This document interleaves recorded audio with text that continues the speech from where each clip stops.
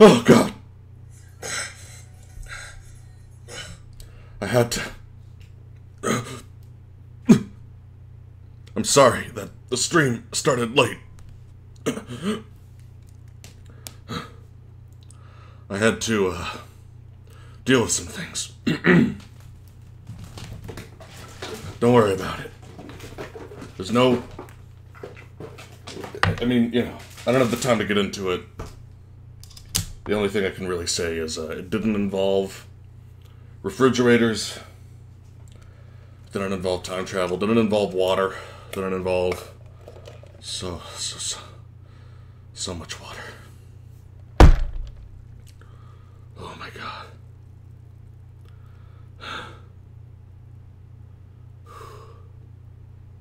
Anyway, hi guys.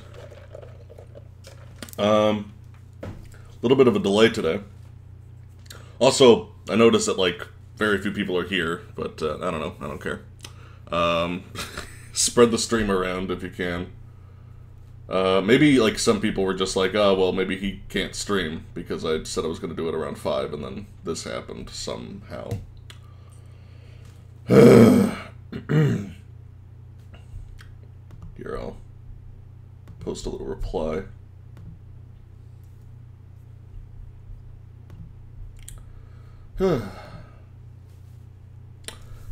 Hello, Felton. Hi, Zippy. Hold on one second. Oh, thank you so much. Marcus, I super duper appreciate that.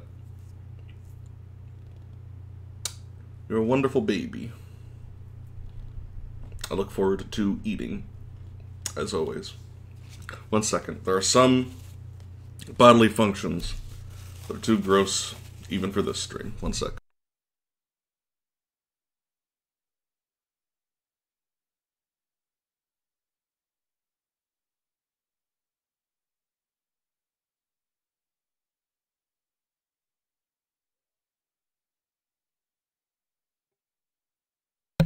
Allergies. They're bad. This is not a good allergy day. I just like kind of ran out before I did this to just basically grab food at the last second. It's raining like crazy out there. Let me turn up my mic a little bit. Let me know how the audio sounds. I think it should all be good. But yeah, for those of you who don't know, I've been working on a review of Fallout 3. And it's kind of going to be two parts. There's one part where I effectively analyze just the intro and early game, and then the second part is going to be just my general impressions on the game, why it didn't hold my interest, why I think it kind of embodies a lot of issues I have with several Bethesda games.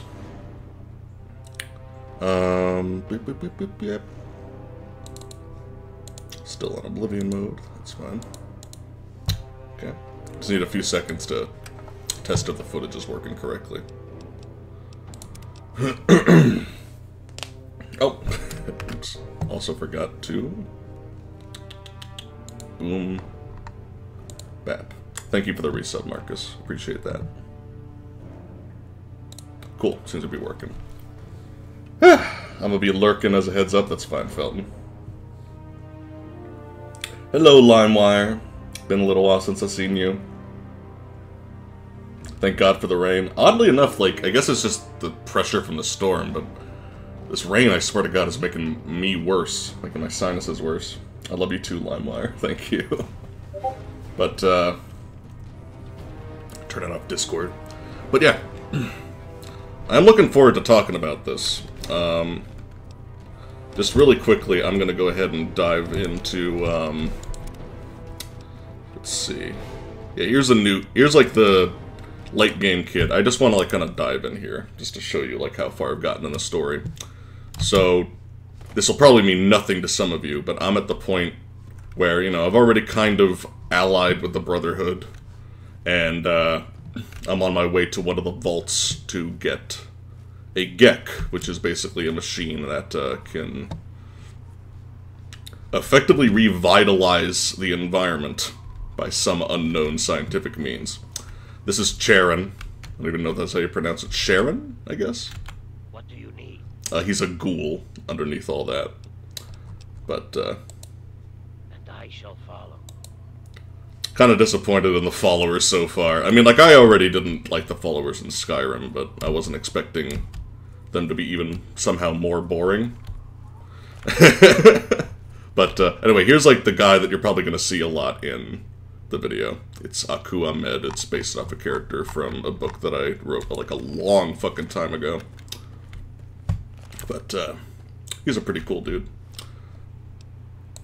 But, I've had, you know, I don't know, mixed results in terms of just fun factor playing through this game. Because it's like, I don't know, like, is it fun to shoot things heads off in slow motion? I guess.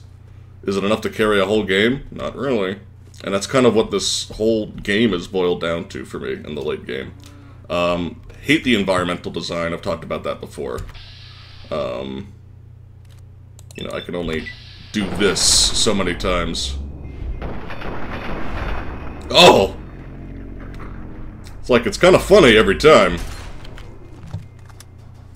But, I don't know, man. But that's not what we're going to do here today. We are going to start a totally new character.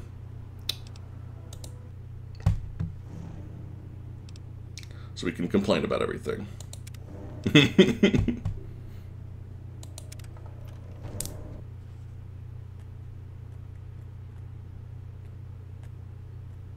So, right off the bat, I actually do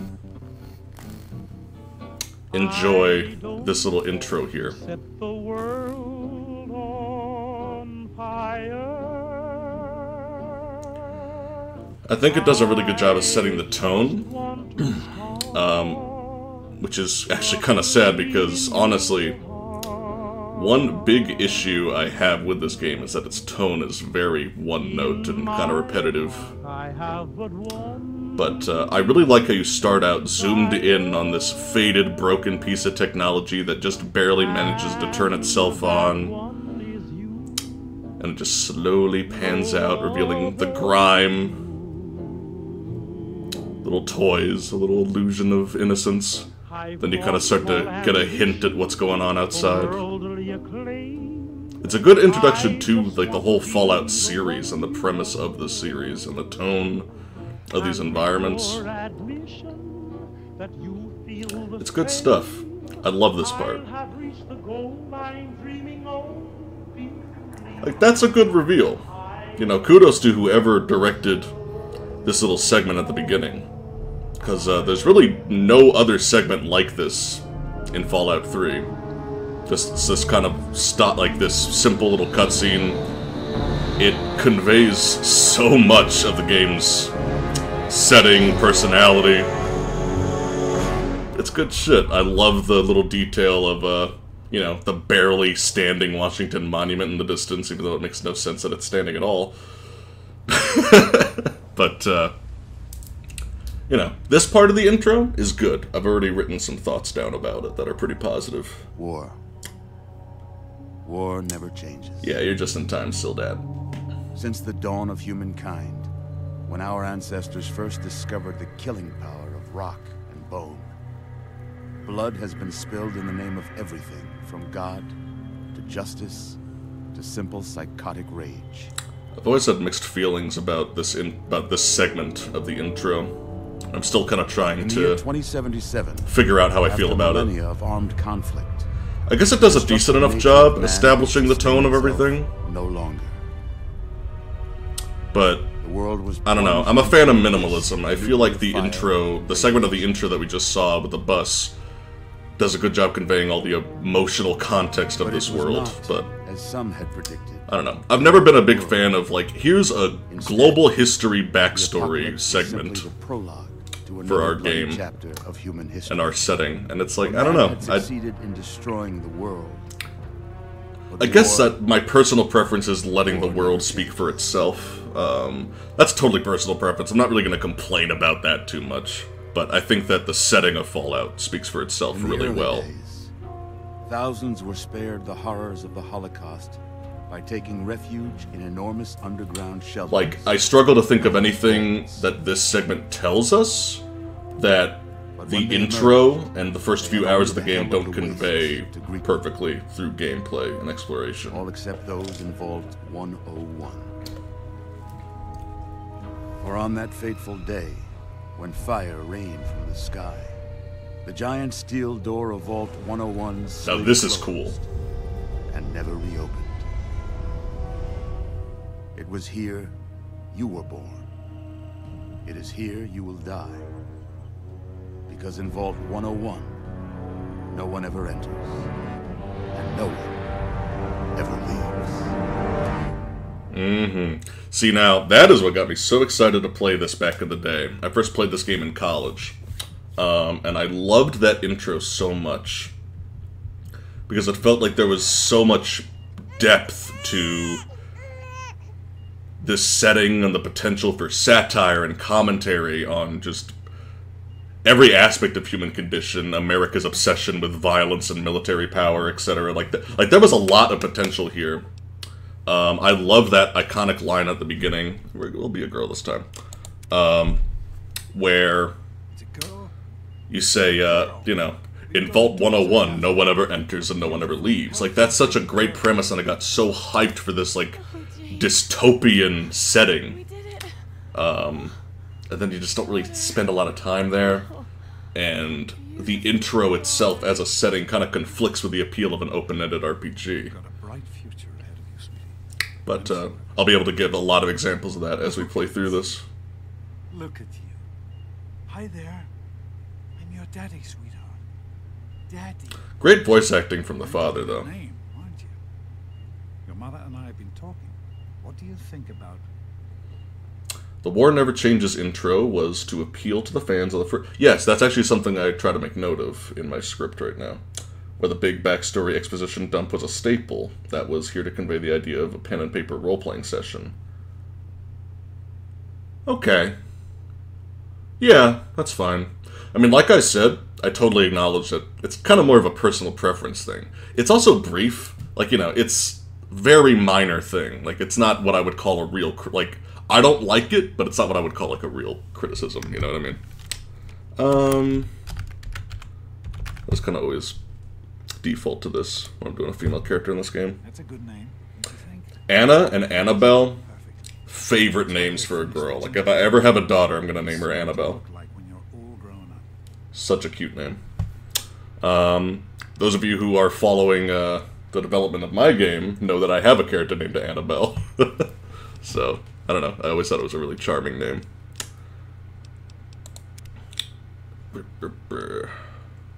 I don't want to do anything too fancy. I'm not even going to comment on the character creator. It's passable. It exists. It's, you know... I struggle to think of a lot of great character creators that were even out when this game came out. So, like, you know, how much can you really complain about it? It's kind of cute. Tone... Sure. Again, I don't want to do anything too fancy. Eyes? Yeah.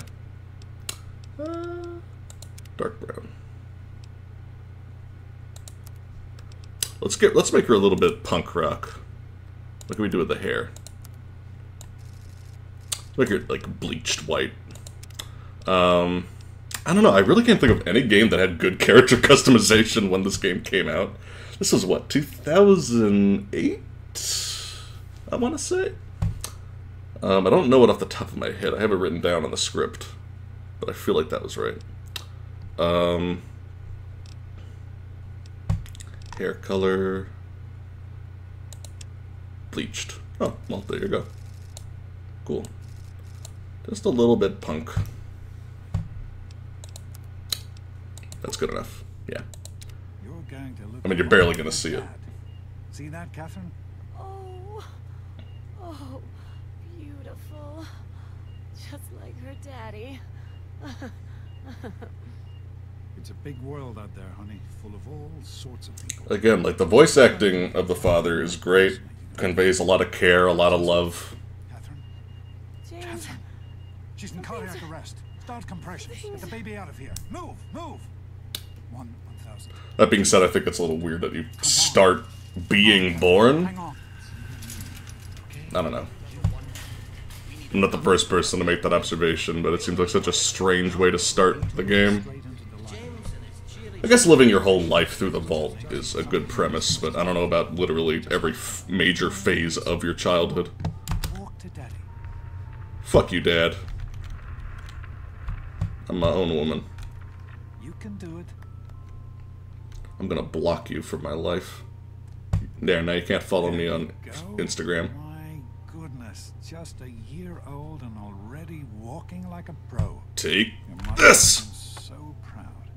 Listen, kiddo, I know you don't like it when Daddy leaves you alone, but I need you to take care of yourself for a minute.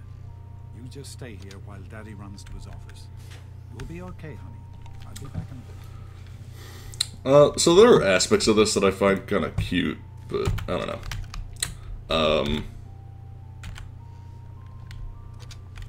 I don't know. It's like, it's kind of endearing, but it just seems like such a strange way to start the game. Oh, there we go. Also, like, wow, really great advanced rattle physics. Doesn't even make any sound. Only when you bash it against something.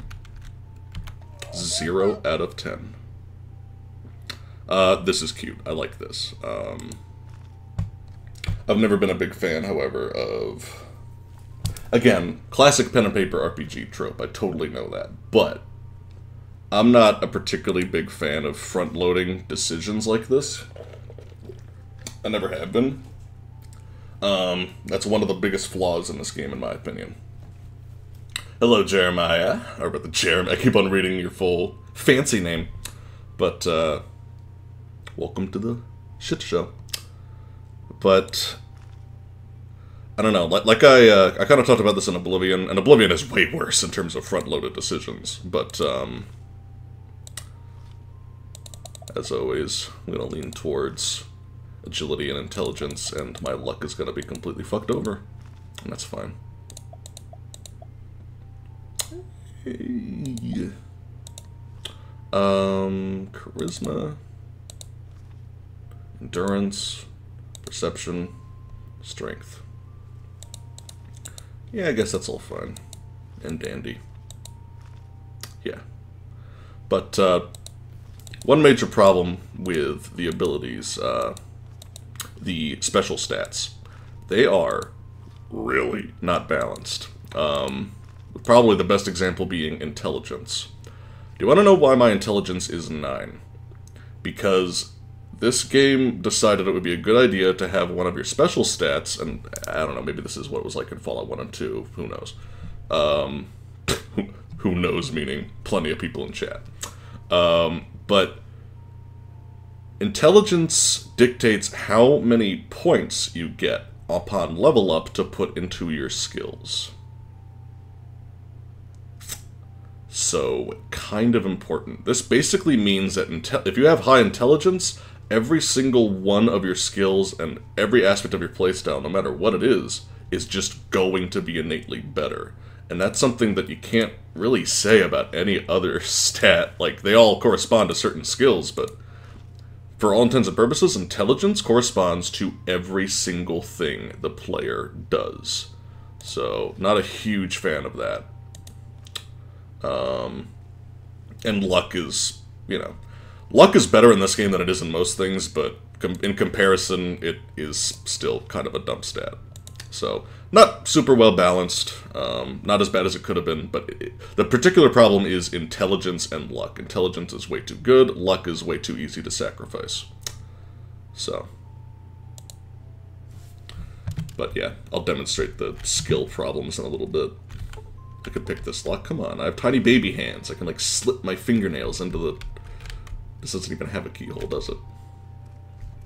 Well, give me a toothpick or something.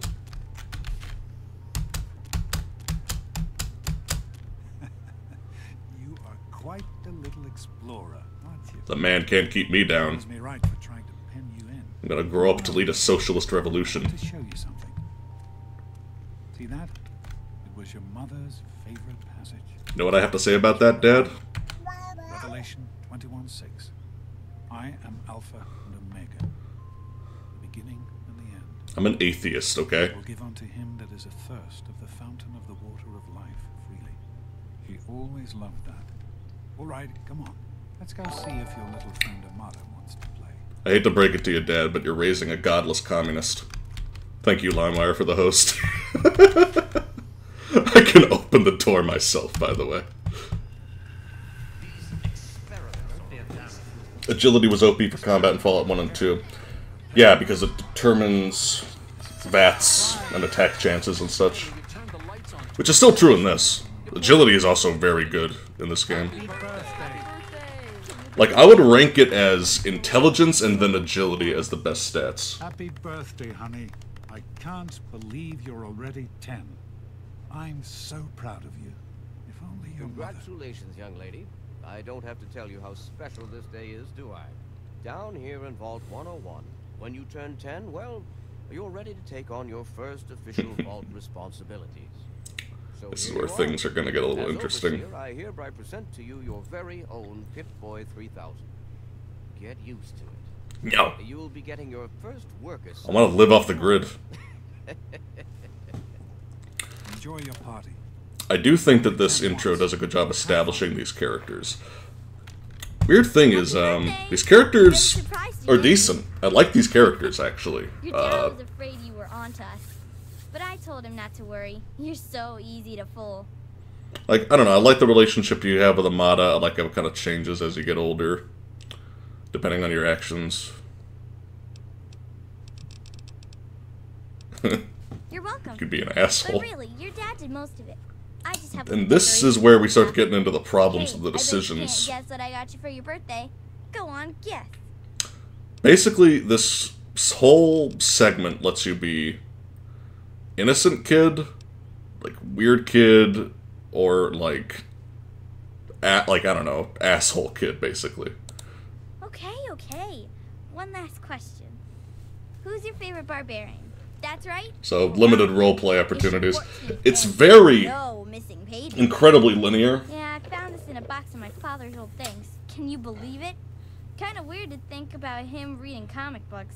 I guess It's a I lot better look longer at and more the top elaborate screen than thing most of after this. Bethesda's We'll intros. talk later, okay? Happy birthday. Oh man, you got a Pip-Boy. I wish I was 10. I want to pip a girl. Hey, thanks for This is an inviting me interesting to the guy. pool party and everything. I know that, Butch and I give you a hard time, but you don't take that seriously, right? Anyway, happy birthday and everything. I better get back to, you know. Being a bully. So, I kind of like the dynamic of the bullies and how it evolves over time. Happy birthday, Missy. Who do you mean?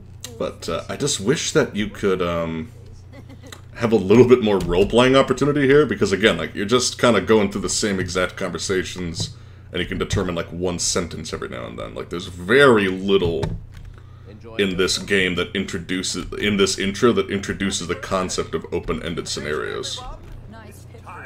There's some funny and charming stuff. Like, I love Andy.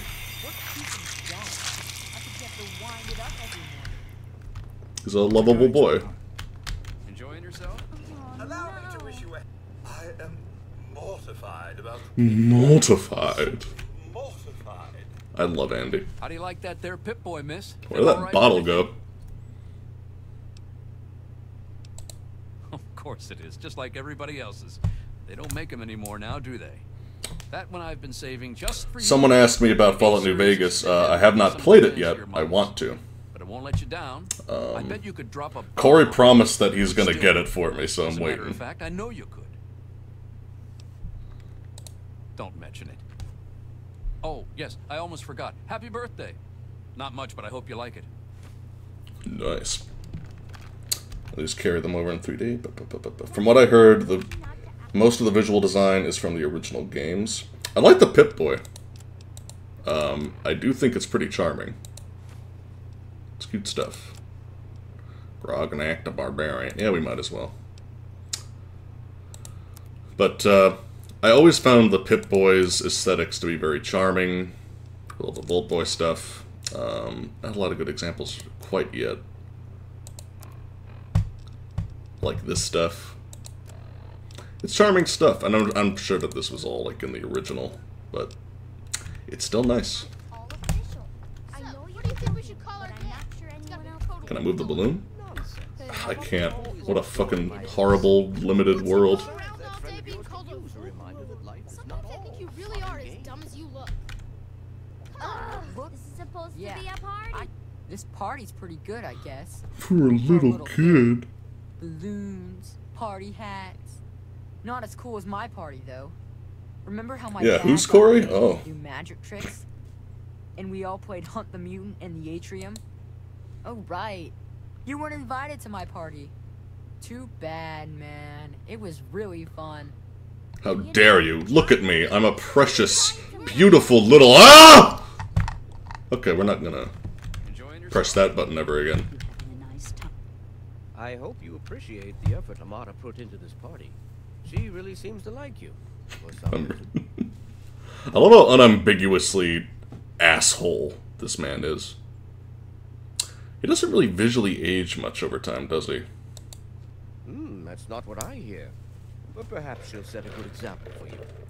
There's still plenty of time for you to make something of yourself.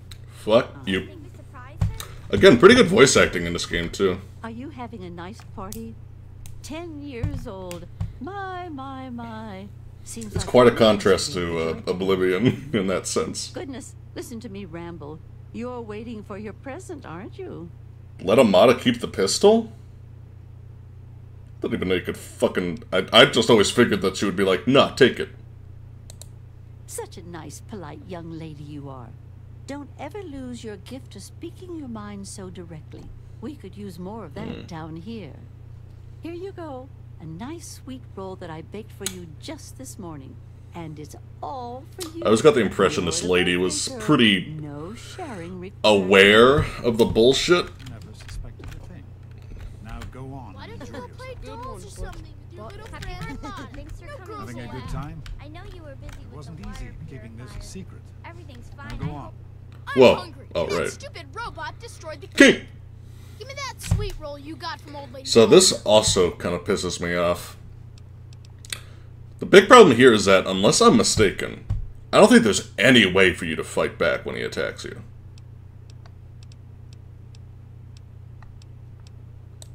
Oh yeah? We'll see about that.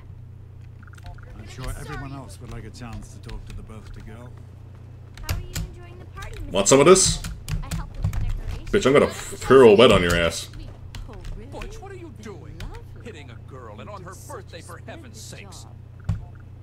Did he hurt you, honey? Jonas? I hope Butch didn't hurt you. You want to tell me what that was all about? Good for you. Don't let Butch start to bully you, or he'll never stop. I've seen his type before. He's going to be a handful in a few What years a if his dick. mother doesn't take him in hand. Well, no harm done then. Why don't you get back to enjoying your party? Enjoying yourself? What's Whoa. Butch's Oh, problem right. anyway? I can't believe he tried to start a fight at your own. He looks like birthday Evil party. Kid from Toy Story. He also has the same personality. Right. That's exactly what I was thinking. Oh, fuck you, Ahmad. I have faith. I'm basically a ninja. Hello, Officer Gomez. I'm glad you could make it. If I could just fit my hitbox through this, I could have, like, evaded him forever. Oh, hi. Hey, honey, can you stop having, like, a seizure on top of the desk? The reactor level. Go ahead. I don't think anyone will mind if you slip out for a few minutes. In touch with the young But I don't like how you can't, like, you know, like, I'm pushing the buttons and everything. I can't take out my fists or anything. Like, you can't fight back against Butch. I always thought that was kind of stupid. And there was a missed opportunity to, you know, I hope I didn't miss just teach you the bare basics of melee. Like, you don't have to fight back. I would have liked the option. They sure did. My. 10 years old already? Kind of like Dad. Well, Dad's a I good can character. remember He's helping fine. Dad change your diapers.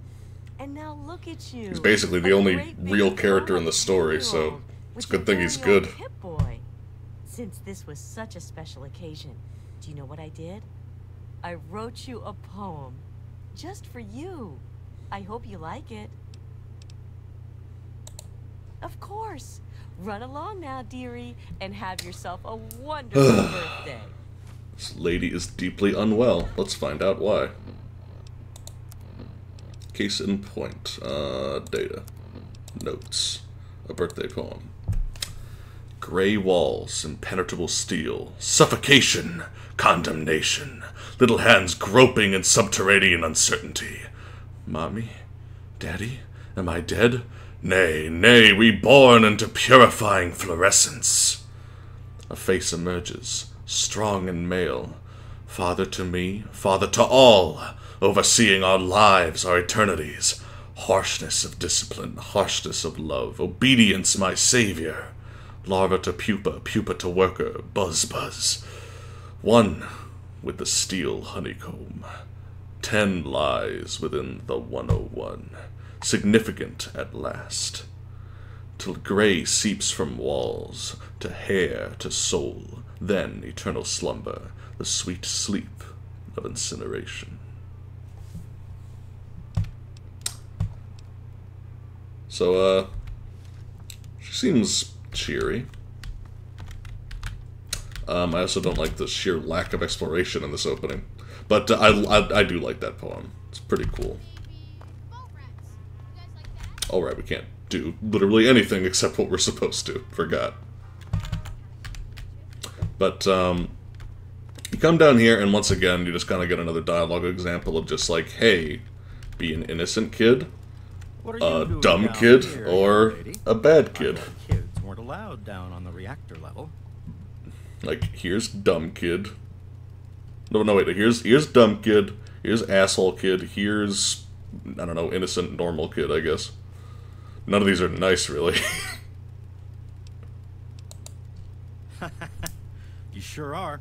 Pip-Boy and everything. Look at that. I'm depressed. Thanks, If you lady. wait Tell just me one about more it. minute, I think your dad will want to give you the surprise himself. Hey! Are you ready for your surprise? Give me a gun. The Overseer gave you your Pip-Boy, and you're old enough to do some work. At least it's a BB gun. I figured At least your Dad own didn't gun literally is give me a fucking your rifle. own BB gun. It's a little old, but it should work perfectly. Jonas found it down here. It was in pretty rough shape. Took us a good 3 months to find the parts to get it working again. You know how tough it is to find a spring that small? Good thing Butch misplaced that switchblade of his.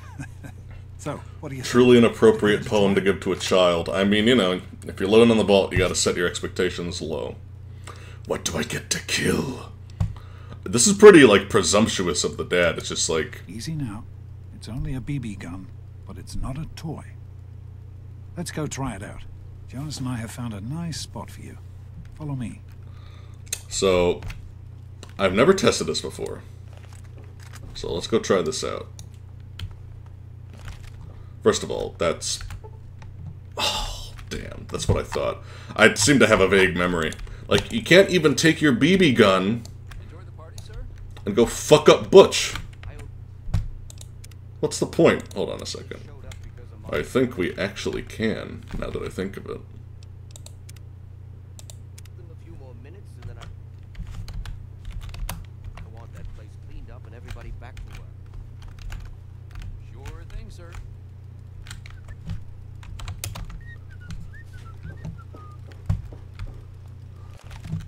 Don't mind me. Sounds like everybody's having a good time in there. Yeah, that's not gonna last.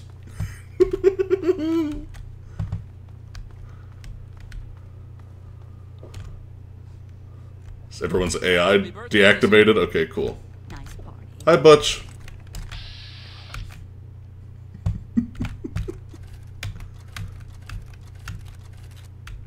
What, I can't even target them at all? Happy birthday, Nosebleed. Cool. Can I try? Say, Uncle. Okay, he's immortal. I'm apparently not. Happy birthday, Missy. Should have just. Not Officer Gomez. Come on. Butch. Kill him. Kid. What is this kid made out of?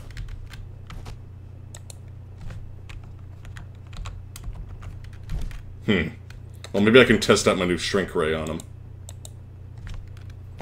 Let's see. Set. Scale. 0.1. Yeah. He'll never catch me now. I guess it was nothing. He's trying his hardest.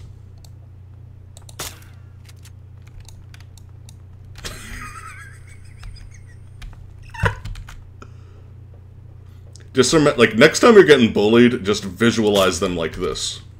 It's a good psychological trick. Bye. Thank you. Thank you for the sub. Oh, right. Well, he can't catch me through here, right? I guess it was nothing. Ahmad is just like, everything seems fine. Dude, I want to, like, flash forward in time and see if Butch is still, like, a tiny little babbo. Hi, guys! Well, don't mind me. Thanks, Dad. You're welcome. What if it's possible to run out of ammo and fail it, like, that hardcore? I am genuinely curious about that, but I'm not going to test that right now. Careful, it's a rat roach. Hey! Wow, I have, like, no accuracy at all. Bam. Cup. Boom! One whole experience. Good work. I just heard Butch yell in the distance. Let's get a picture together. Capture the moment. Anyway, thank you for the resub, Fortis. I appreciate that. Smile. A crazed killer in the making. It's a good thing you're taking this picture for evidence. Whoa! Oh.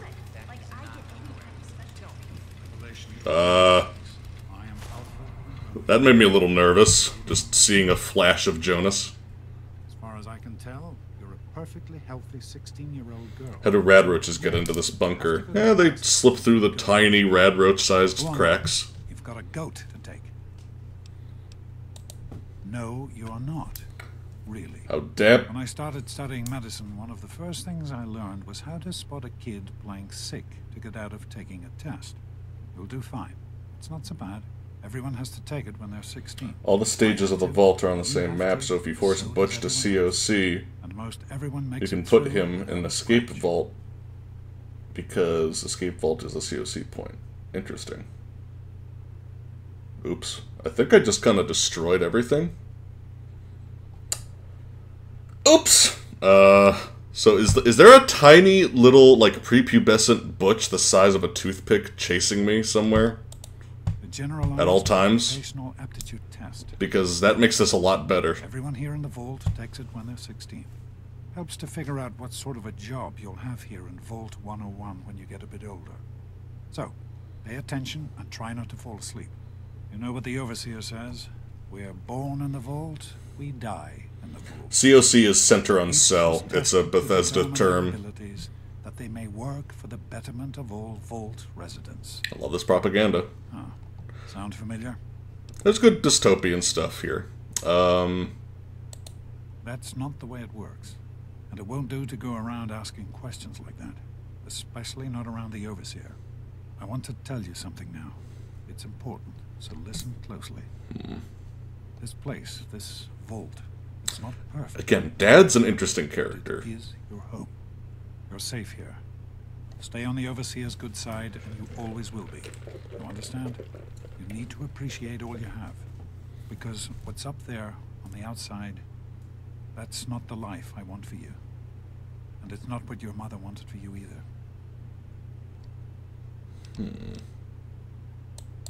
That's what the Overseer says, isn't it? He's not about to let anyone else in, so I guess that's how it'll have to be. You're here now. I like how it's kind of up to the player, like how much they want to question the world around them. All your mother and I ever wanted was for you to be safe. And you're safe here. Hey, you're sick. Come on. But yeah, we can talk about Mom, I guess. Your mother, she was beautiful. But beyond the beauty you've seen. There's just so much those old photos can never show. And she was passionate. About life, about love. But most of all, she was passionate about you. When she became pregnant, it was the happiest I had ever seen her. She had great things in mind for you. And so, time for you to stop stalling and get to class. Please, honey, please, take these achievement tests seriously. I guess so. Your mother's ghost haunted me because her only child became a garbage burner. Take care, sweetie. Now get out of here. And good luck. I do like how you can... It's kind of weird that you can just do this in front of your dad, but you can, like, look at the patient files and get some backstory.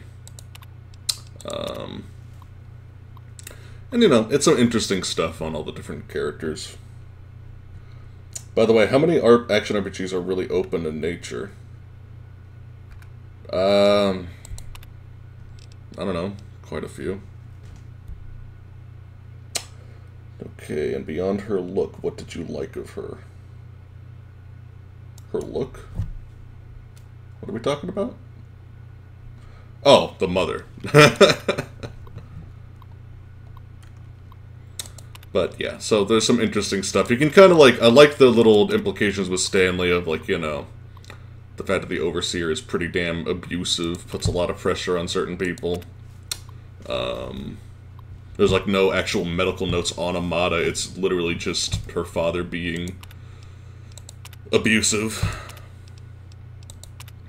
I kind of like the foreshadowing here. About the experiments that he's conducting. So, interesting stuff. Good morning. Stopped in to see the old man before class, eh? Wow, I do not look as cool as I wanted to. Let me grab the stim pack. I like how at least you get that reward for exploring, but goddamn, there's just so little to find. And it's like, yeah, it's all temporary, but why not, like, give me a bunch of stuff that I can collect over the various time periods of my life, and then have them all show up in, like, in my room, in the dresser, in the closet and stuff, so that I can, like, feel rewarded for exploring. Because, you know, it's a Bethesda game. It's about exploring. And you certainly wouldn't know that playing through this intro. You better stay away. I don't want you to catch what I've got. Hi, Stanley. Sorry to keep you waiting. Let's go into what seems to be the trouble today. I'll show you a good time. You think you're special because your daddy is the overseer? Well, that's nice anyway. Yeah, there's like nothing to find. Fucking sucks. I like how there's different ways you can handle this, though. In fact, I'm actually going to go ahead and save. It makes me really happy to know that there is a tiny little butch running around somewhere on this map. Running against walls, trying to find me. Am I always detected at all times now? No. What's the matter? Daddy's girl gonna cry? Don't mess with the tunnel snakes. Don't mess with the tunnel snakes. I'm 16, I have the voice of a 45-year-old man. This is actually my least favorite voice actor. I don't know his name, but whenever he comes up, it's like he's one of the only people that isn't particularly good at selling an emotion. What? You mouthing off, Spaz? Everyone knows the That's tunnel offensive. snakes. We rule this vault, and we don't take shit from nobody. Not you, not her, and not her daddy, the overseer. It really does sound like a 45-year-old man, like, just like a 45-year-old white guy with a name like Stan, who, like, works in an electronics store trying to sound gangsta. You have a problem with Amada? Stay out of this. It's tunnel snake business. Me and Butch were just having some fun with this chick. Oh, I get it. Butch is the leader. You're just a follower. I like how you can kind of I don't follow anyone. charisma your way He's his through own this. Man, and the tunnel snakes is where I belong. Why? You think Butch is in charge?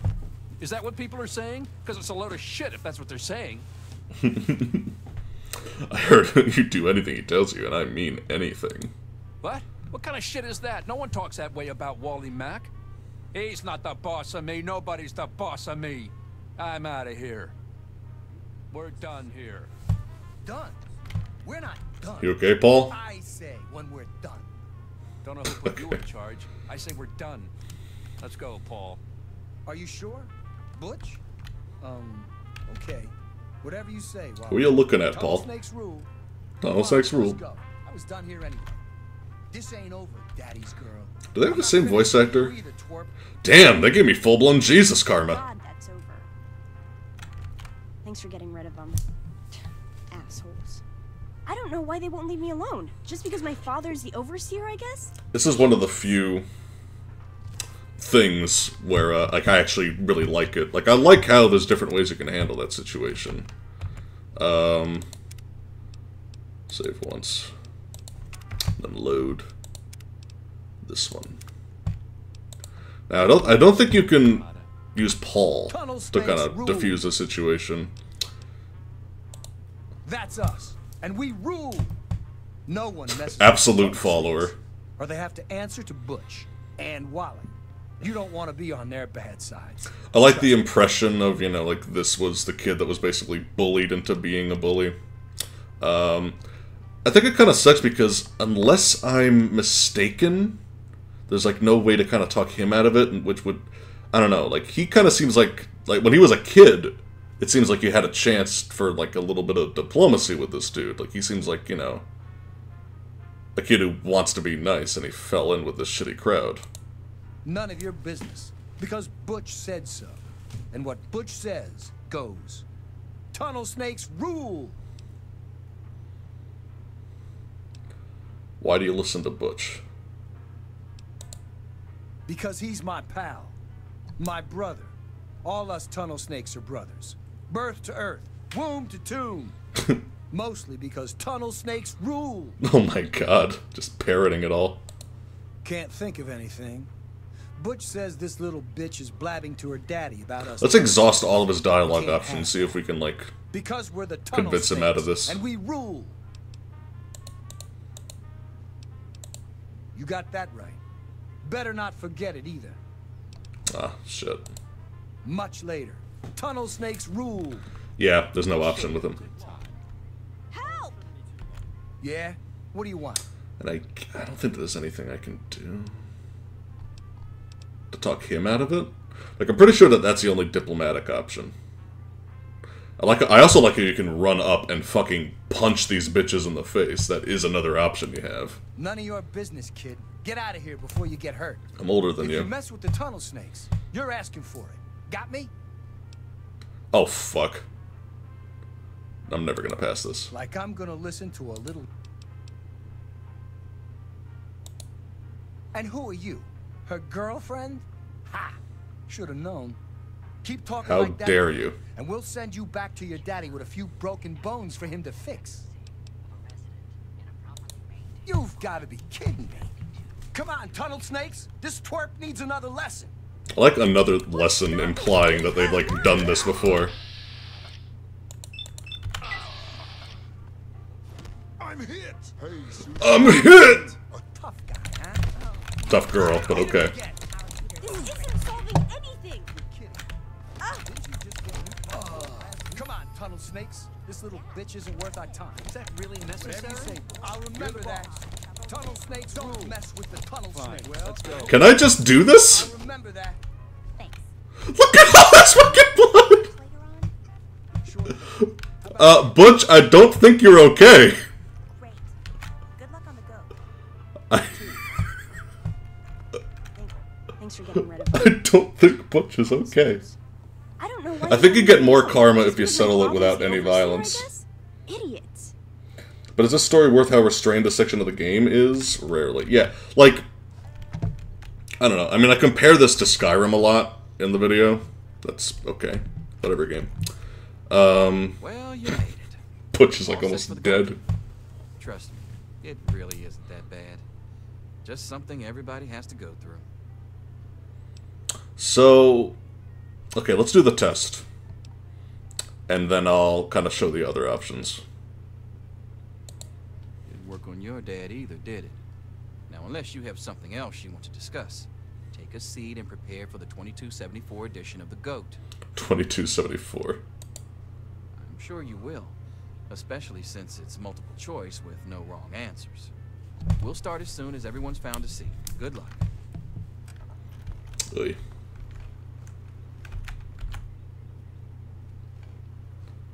Okay. So, I will go through this once. I really like how you can skip it, both for the lore implications of just, you know, everyone knows it's bullshit. Yes, I'm talking to you, Mr. Deloria.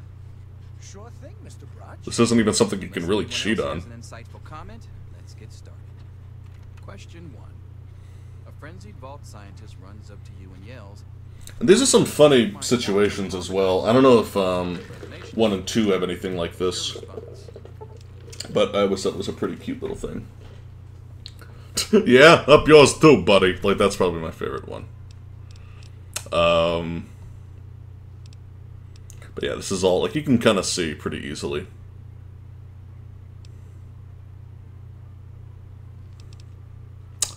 Yeah. If I was in this situation, I guess I would just throw random shit at him, too. While working as an intern in the clinic, a patient with a strange infection in his foot stumbles through the door. The infection is spreading at an alarming rate, but the doctor stepped out for a while. What do you do?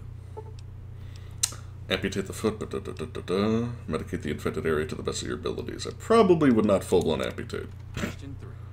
I like this one. Discover a young boy lost in the lower levels of the vault. He's hungry and frightened, but also appears to be in possession of stolen property. What do you do? Could be better, but it's not game ruining. So you can't fail. Yeah, you can't fail this test. That's not how it works. It's basically it's for all intents and purposes a personality test. Question 4. Congratulations. To like determine what your occupation is. Vault 101 baseball teams. It's definitely good for speedrunning. A lot of Bethesda games are good for speedrunning. A lot of glitches and optimization to find. It's cool that you're a speedrunner, dude. I'm friends with a speedrunner who specializes in more obscure speedrunning things, like, he's been speedrunning Kirby's Epic Yarn for a long time, but he does a lot of less explored things in that sense. You wish the Vault had a soccer team. I don't even know what that affects, honestly. Question 5. Your grandmother invites you to tea, but you're surprised when she gives you a pistol and orders you to kill another Vault resident. MC made a point last stream that there could be more variety in how you play. Yeah. There's, you know, I don't hate this intro completely. I think that, one, it belongs in a different game. One that's less open-ended. Obey the Elder. Throw your tea in Granny's face. That sounds good. Question 6. That sounds like a reasonable response. You've been ordered to get him out. How do you proceed? Abandon him. Walk away and let the old coot rot. Go in the armory, retrieve a laser pistol, and shoot the lock off. I like how... This is probably the clumsiest one. It's just like, we need something that corresponds to laser weapons, which, by the way, will lead to a totally different rant a little bit later on. Also, I think I mentioned this before, but this will be a shorter stream, because I'm literally just going... Like, I'm gonna get out of the vault. I might do, like, one... just a little bit of gameplay outside the vault, talk about maybe Megaton, or, like, the first dungeons you can go to. Dungeons, I know. Quote-unquote dungeons, and that's it. So, it's probably only going to be like a 2-hour stream as opposed to my usual 3 or 4. Speedrunning Kirby's Epic Yarn, it's what he does. Use a bobby pin, sure. Question 7. Ah! Oh no. I wish that this happened. This game would be so much more interesting if you could, like, mutate and get, like, mutation skills. I want to be able to vomit acid at people, dude. A bullet to the brain. Sounds about right. Question 8. A fellow Vault 101 resident is in possession of Grognak the Barbarian comic book, issue number 1. You want it. What's the best way to obtain it? Sneak into the... Yes. Question 9. You decided it would be fun. I like how all these pranks are potentially lethal. Like, none of them are even, like, cute. At least I don't think so. Loosen the bolts in some pipes when the sink is turned on, the restroom will flood. I guess that's the more harmless one. But a firecracker in the toilet, that's kind of funny. Break into the lot, like, this is just, like, you can die. Manipulate the power wattage on his razor so he'll get an electric shot the next time he shaves. You could die. Let's see. I'm assuming that this is an explosive skill. Maybe medical. Question 10. Who is indisputably the most important person? This is kind of funny. Look at that happy Vault Boy kneeling before him. And to whom we owe everything we have, including our lives. Imagine being able to use a multi-wield weapon or have crazy movement. Yeah, imagine being able to, like, dual-wield weapons or, like, you know...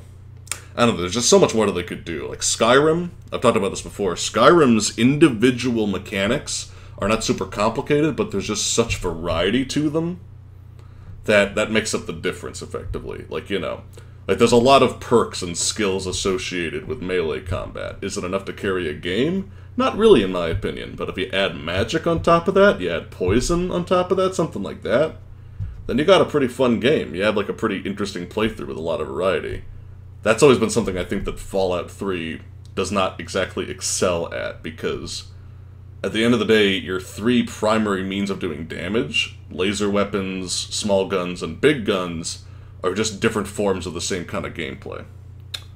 And also, they're not particularly balanced with each other. And we'll talk about that when we get into the end of the tutorial. Infamous goat.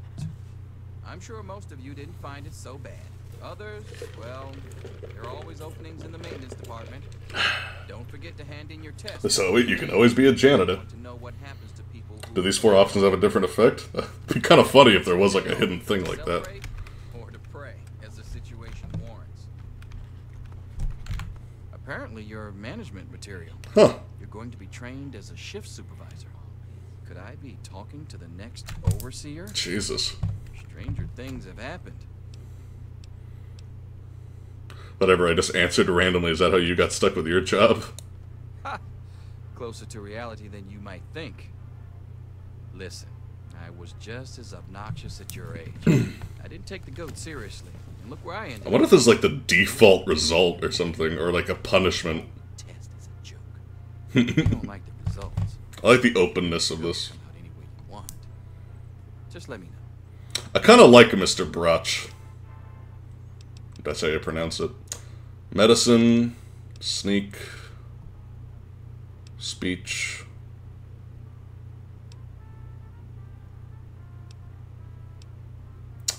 I don't fucking know, dude. Actually, we need to reload anyway because I want to show something else. So, we'll just... Yeah. I also forgot something. I can't believe I forgot this because, for all I know, it's your only chance to get it. But, I like the little bobbleheads. It's a cool little reward. Well, you made it. Come on, I don't have to really take the stupid test, do I? So this is kind of cool for repeat playthroughs.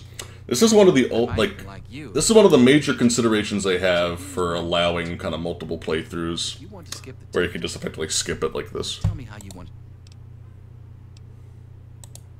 Good for you. Don't worry, you'll do. Oh fuck! I didn't want to do that. I wasn't looking at the dialogue. Oops. But you get a chance to. Yes, you can. Well, you don't take the test again, but yes, you can relocate all your stuff when you leave the vaults. There's a very cool little consideration at the end, too, that I really, really like, that I'm going to point out when it happens. Don't have to take this test. Cool, let me see the results. Cool. What a cool, understanding teacher, apparently. You can start with 46 medicine, that is honestly pretty tempting, but I think I'm going to boost my small guns. And sneak is always pretty tempting. And speech. Sure. Basic shit. But yeah. But you were kind of idolizing Skyrim when it's actually not that bad. I'm not idolizing it at all. I literally said it's pretty flawed. I even pointed out those flaws. Come on. You've got to wake up. Not idolizing it, I think it's better than any other Bethesda game.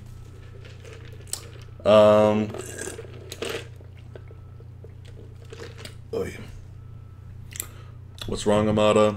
How weird. I was just dreaming about you. Oh. Oh, Rhodes! I'm a lesbian. This is serious. Please let Amada keep the gun. Men are looking for you. They've already killed Jonas. You've got to get out of here. You don't understand, and they think you're part of it. You know how paranoid my father is anyway. This has pushed him right over the edge. I remember when I first played through this, I thought this opening was really cool, honestly. You've got to get away before security gets here.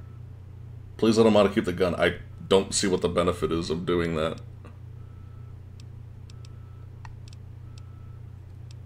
Other than making the gameplay even more repetitive. Are you honestly telling me you had no idea? Oh, okay. I don't know, I guess I'm kind of curious what happens. It doesn't matter. I can help you escape. I have my own plan. How did Dad escape? Well, I mean, he's a technological genius. That's acceptable. There's spoilers attached to why it was so easy for him to do so. But, you know. It's supposed to be kind of a mystery. Like, I guess what I'm trying to say is, it's not a plot hole. You know what I mean?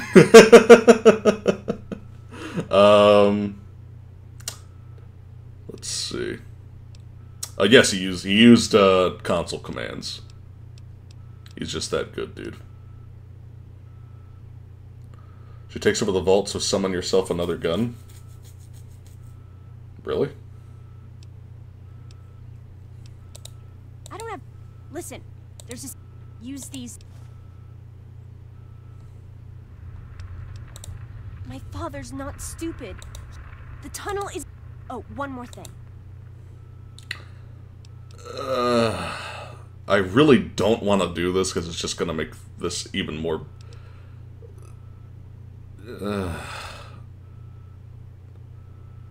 like, it's just kind of... I mean, I'm going to be honest with you, it's effectively just going to ruin my footage.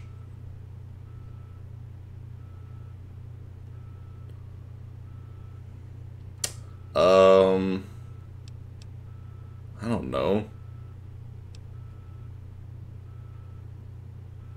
I guess. Well, okay. I guess it may come in handy if I run into any radroaches.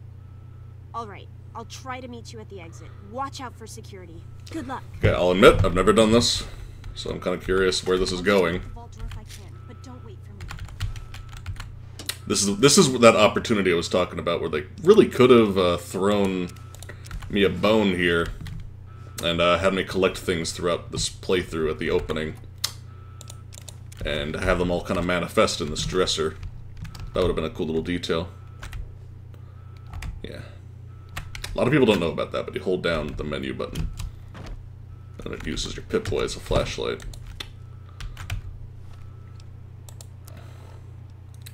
Ugh, my melee is not very good. Well, I can get a shitty gun from one of them. But it will be a very shitty one. So, here's my complaint right off the bat. This guy shows up. And, like, you can't really do anything about it.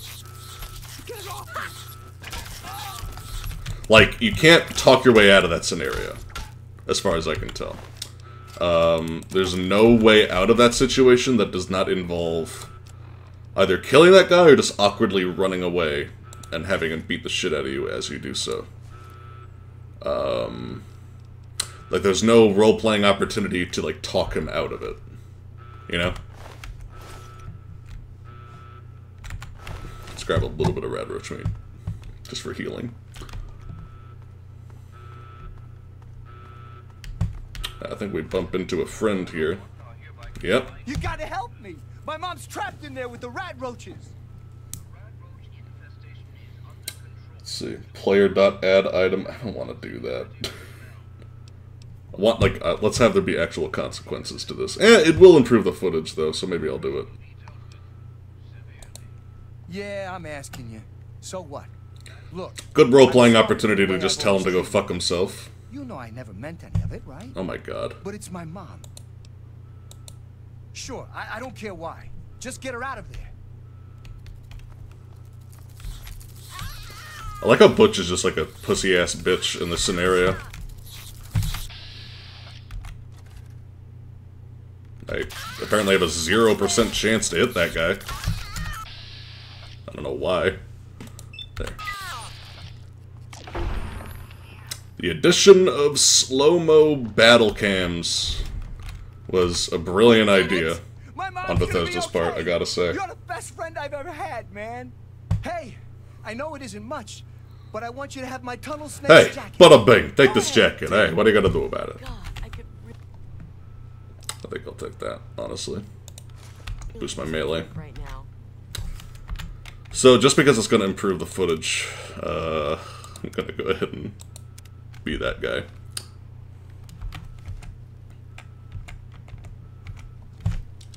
Player.add item 043411.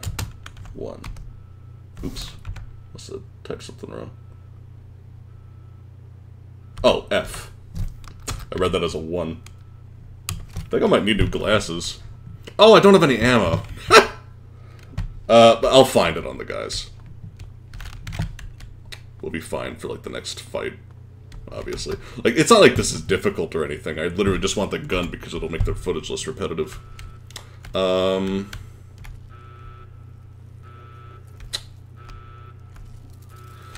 You know, again, I don't think this is a particularly bad intro. It's just kind of like...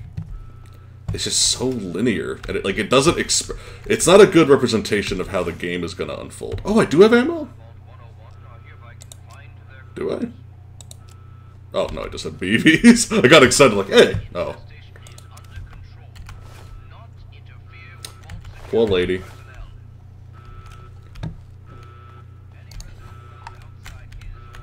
Look at me.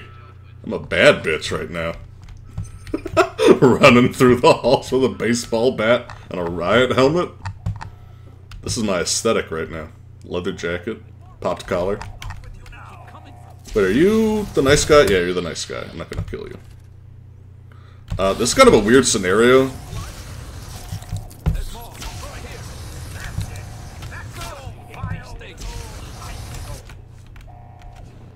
Oh, you're lucky it was me who found you. The others won't be so forgiving. So now, if you rush through this, you can totally just kind of kill him on instinct. I'll pretend I never saw you. Like, why aren't there more opportunities like this? Like, why do you have to kill every single one of these fucking people? I guess you could maybe there's like some cases where you can sneak past them or something? I don't know, I'll test that. I know where I can test that. I'll pretend you don't work for a homicidal maniac. Don't think I don't know it. Why do you think I'm letting you go? I guess you're trying to follow your dad. Outside. Good gravy. If I didn't know what the Overseer would do if he caught you, I'd never tell you to try for it, but it's your only shot. You take care, and I hope you find your daddy. I am kind of curious if, I'm kind of curious, like, why this place is full of rad roaches. That is a good question. Like, it's kind of convenient that it happened right now. Maybe Dad did it on purpose, but that would be pretty fucking sick of him if that is the case. Me and Andy were in a tight spot there, ain't no mistake. Good thing he loves toasting roaches so much. See if there's a stim pack or something around here. Cool. I like this detail. You come over and examine your father's computer, and it's like permanently locked, possibly just cleared. So that's a cute little detail.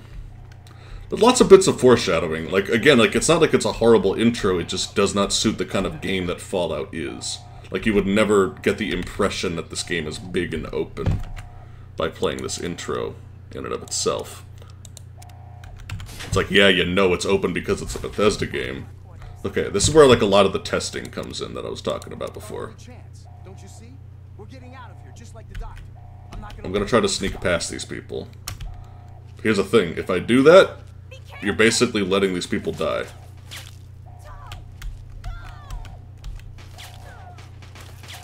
So, you know, great role-playing. Yeah, okay, so you can sneak past, or can you? Okay, it looks like you can.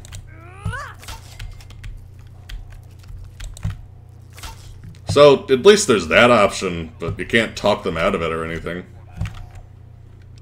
I don't want to do that. Let's be big damn heroes. No, no, no, no, no. You fucking idiot. Okay, hold on. Let's, do the autosave then. If they're not gonna be that stupid about it. It's our only chance, don't you see? I can't believe I only have a melee weapon and I'm about to do this! This is a bad situation. Revolutionary combat! At least I'll get a gun now. Oh, that was kind of cool. Again, the decision to include that stuff was pretty brilliant. So yeah, you can save those people if you do that. But yeah, now we finally have ammo.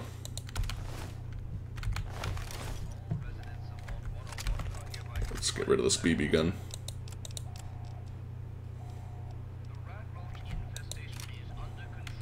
Oh, and I guess that we should do this. There. There we go. That's better.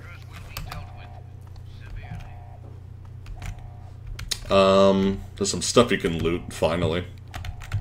Scrap metal. Wonder glue. Some of this stuff is actually pretty useful to have early on. You can sell a lot of components really early on. Such as the wonder glue. It actually adds up pretty well. Yeah, I guess that those guys just ran away right away.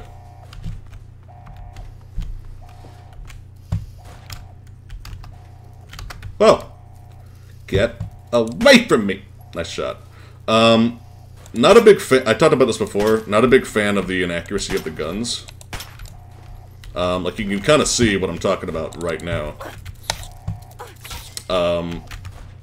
Like, that was aimed right down sights.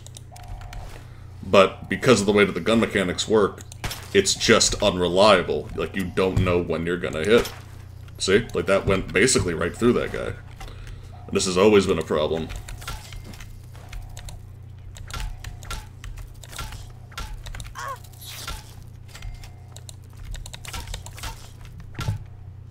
Oy.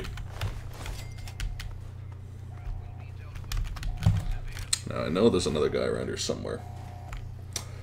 Having you both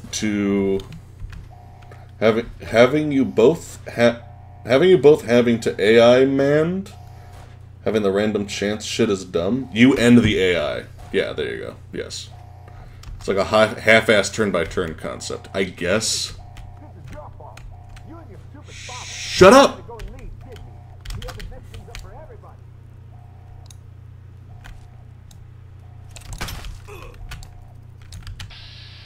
Just blast this guy's head off, I guess. Oh, this is fucking, So this is Security Chief Hannon. Is this Paul Hannon's fucking dad? Damn, that's brutal. I never noticed that. That's pretty brutal. Fuck.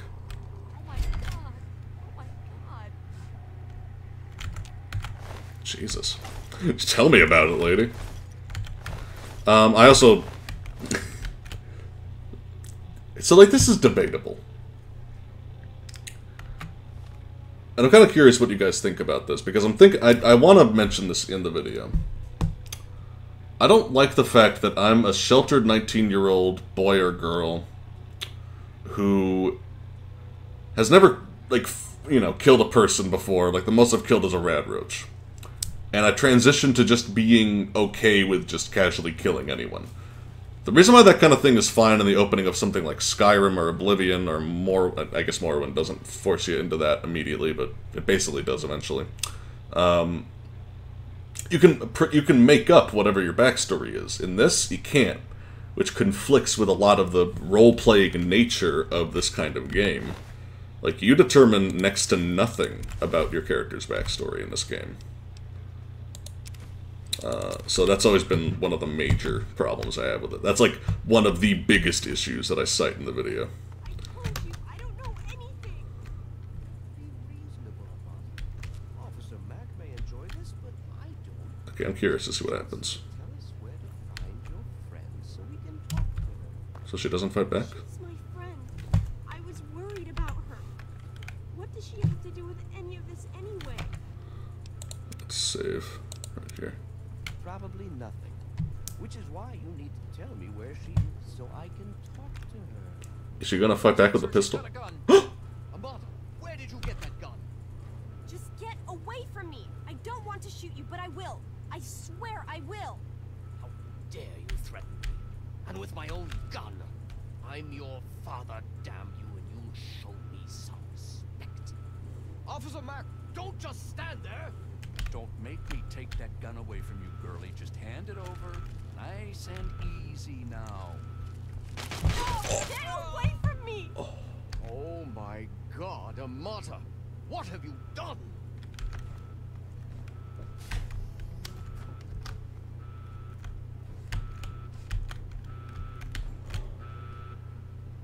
Yo, where's she going?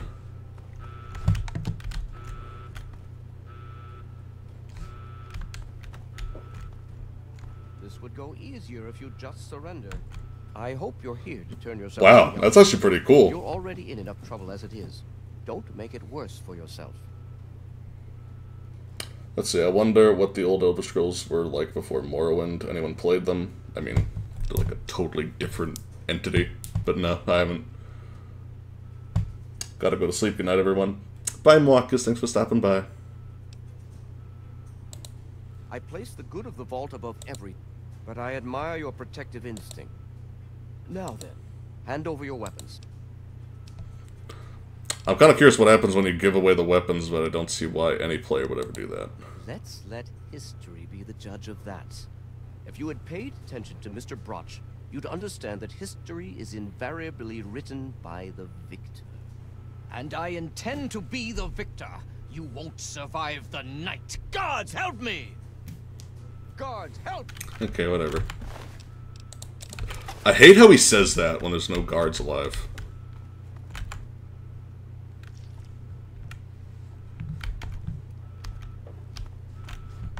Guards, help! Okay, shut up, dude. Like, it's just so stupid that, like, he says that when there's no guards alive or anywhere nearby. Okay, at least we get some ammo.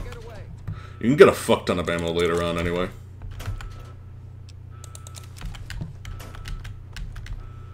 But yeah, I'm just gathering shit to sell, basically. In fact, I don't need that much armor. It weighs way too fucking much.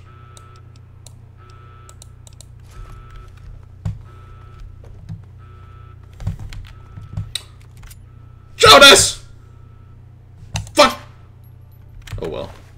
I'm gonna take your pants, though. So psychopathic. Oh my god. I had no idea my father would... I've actually never seen that happen before, so it's kind of cool. Officer Mackey. Here, take it. I don't want it anymore. I don't know what I'd do if I still had the gun and my father came looking for me.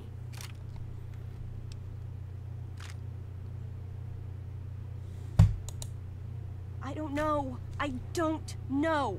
Well, you'd better get out of here. That's pretty interesting. But I like the stuff with Amada and the Overseer and everything, but this game really needed more open-ended stuff in the intro. But yeah, we're almost done. And then I have like one last little series of problems to cite with the opening. Good job. Good job killing people. So I like how you can, like, you know, oh, you need to test out... This basically introduces you to either the concept of, like, lockpicking, because, like, you know, you can technically lockpick this door if you don't get the key. Or you can check the thing over here right after, and you'll instantly know what the password is, so you don't even have to do the lockpicking or the hacking minigame in the tutorial, which I think is kind of funny. Again, good foreshadowing here. I'm not going to read it all. But interesting stuff in there. So, you know, again, like, not totally awful, it's just, like, again, it's just so fundamentally mismatched to the kind of game that they're trying to sell me on with Fallout.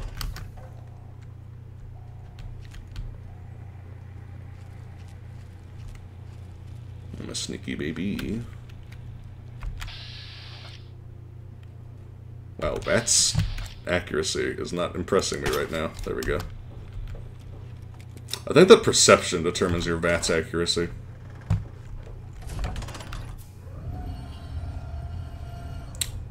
Man, I really loved the... Like, I liked the intro. I liked, well, parts of the intro when you first start out, but it's in retrospect that it really becomes a problem. She's opening the vault door. Get the overseer. We need this door open now. Oh my god. You actually opened it.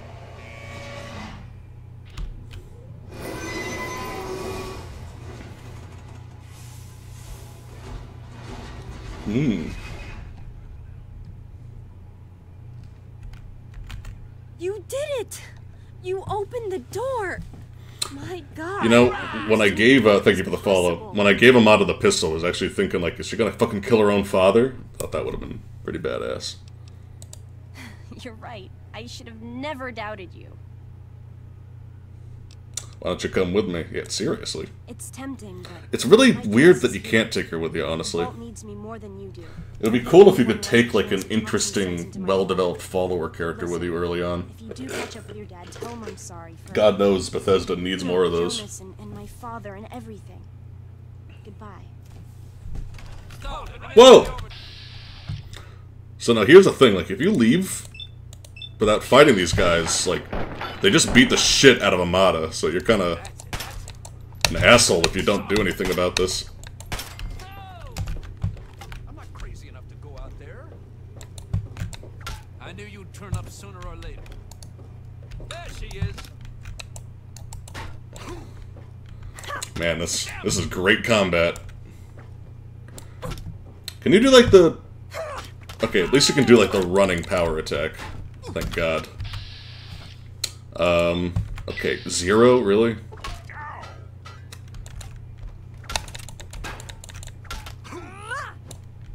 I hate the melee combat in this game, dude. It's so awful. Like, this is somehow worse than Oblivion in a lot of ways. Like, the flow with the blocking and how, like, you're just so rigid when you're using a power attack. It's just so unnatural. I hate it. For those who don't know, there's actually quite a stash of loot in here. There's a lot of shit in here, honestly, for so early on in the game. Including very valuable purified water. We'll talk about why that's valuable when we get to Megaton. But, I think that there was like a locker... Oh wait, no, we already got the ridiculous amount of ammo. We're good. Yeah, that's a lot of ammo so early on in the game. But, you know, at least it rewards you for looting stuff and shit. To get out of here. Someone's sure to come see what's going on. Take care. Bye!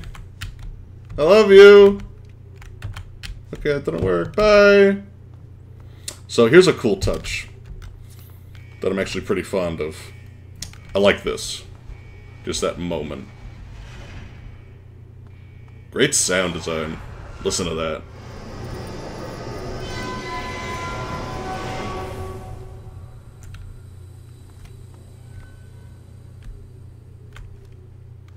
It's a good little moment. It's pretty cool.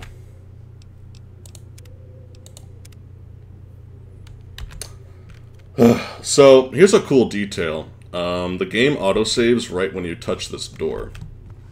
And it makes a permanent save file. It's not like a temporary autosave. And, you can, like, use this to rebuild your character whenever you want. So that's cool that it was considerate enough to kind of just let you have a save file where you can fully skip that intro. That's cool. But it just kind of reinforces how meaningless that backstory is. But, let's see, and this came out after Oblivion. Yeah, and it feels worse. Well, they wanted you to focus on the shooting, which, you know, okay, but that's no reason to make both melee and unarmed two whole skills are, like, practically unusable. But yeah, we're good. Like this effect. Or like the sun blinding you, because it's literally the first time you've ever seen it.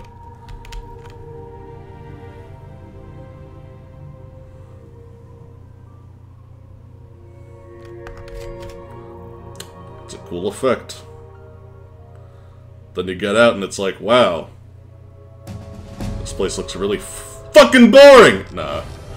But, you can see how many skill points I get just for having 9 intelligence. But yeah, let's get this up. Yeah, maybe not that much. Hold on, let's think about this. So we got incentive for repair early on in the game. Don't need to worry about science to that extent. Lockpick. I don't think I need it to be that high. I think that it was maybe 25 to disarm the bomb. So I'm going to leave it at that, and we'll just, like, buff it elsewhere.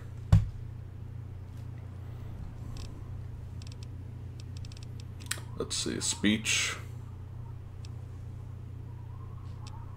Yeah, I think I can buff it by 4. So speech, sneak, unarmed. So right off the bat, I like Megaton for a couple of reasons. It does introduce some interesting stuff. There's no reason to use anything but intense training at the beginning. So we're going to do that. Agility.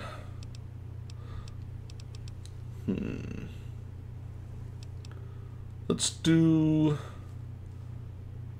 perception, because they don't say it, but I think it boosts your accuracy in VATS. But yeah, so welcome to the beginning of our journey. I'm not going to play much further than this. Now, I remember I was talking with you, Jeremy, about this, and I think that this is the point where, like, literally, like, you got out here and you looked around and you were just like, man, this looks really boring. And this is where you lost interest right when it started, and I totally get why. It certainly stands in stark contrast to the Elder Scrolls games, especially Skyrim. where it's just like, wow, look at this whole like Skyrim and Morrowind have this great impact of like, wow, look at this fucking world, look at all the conflicts and stories that are going on here. Also, I hate that. I hate Bethesda's tradition at the time of just like front-loading all the DLC at once, just like, hey, here's all this bullshit that just like we just throw at you as soon as you get out of the vault. They did something like that with Oblivion too, which honestly confused me the first time I played it.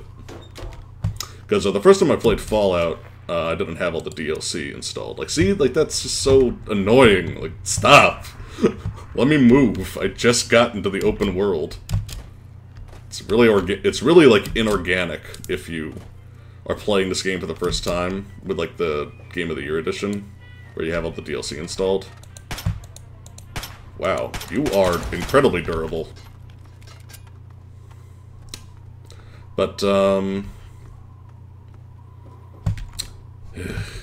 don't know. I don't have much nice to say about the environment in this game, but that's for the second part of the review.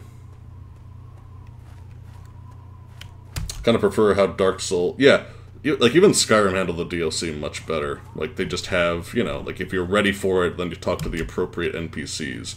Guards and other characters spread rumors about it. That's it. Like, you'll get a note from, like, a courier at one point. Things like that. Like, that's much more organic. I wish that it wasn't, like, this close to the vault. I mean, it's literally, like, for all intents and purposes, across the street. That's kind of cool.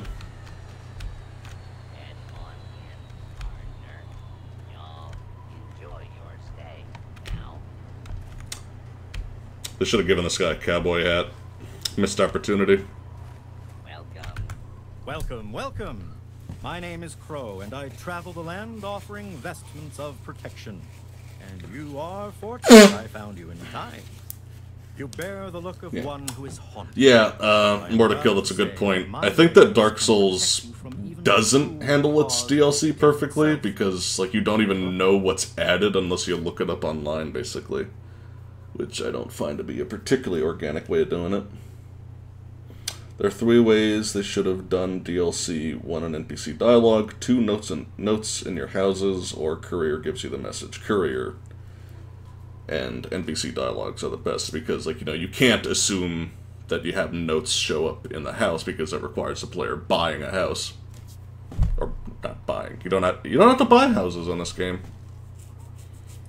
Now that I think of it. You can't buy a house, unless I'm mistaken. Can you repair something for me? Yeah, let's sell the garbage. Then here are the means to remake yourself. So, not a big fan of the way that, like, you know, characters have, like, no money when you're selling to them. Because it just kind of translates to busy work. It's like, you know, like, hey, run around and sell all your loot that you're carrying to, like, 5 different vendors. Like, what in the name of God could that possibly add to an experience? Like, people talk about realism, fine. I really, really cannot conceive of, like, a positive reason to do this, honestly. I don't see what the point would ever be.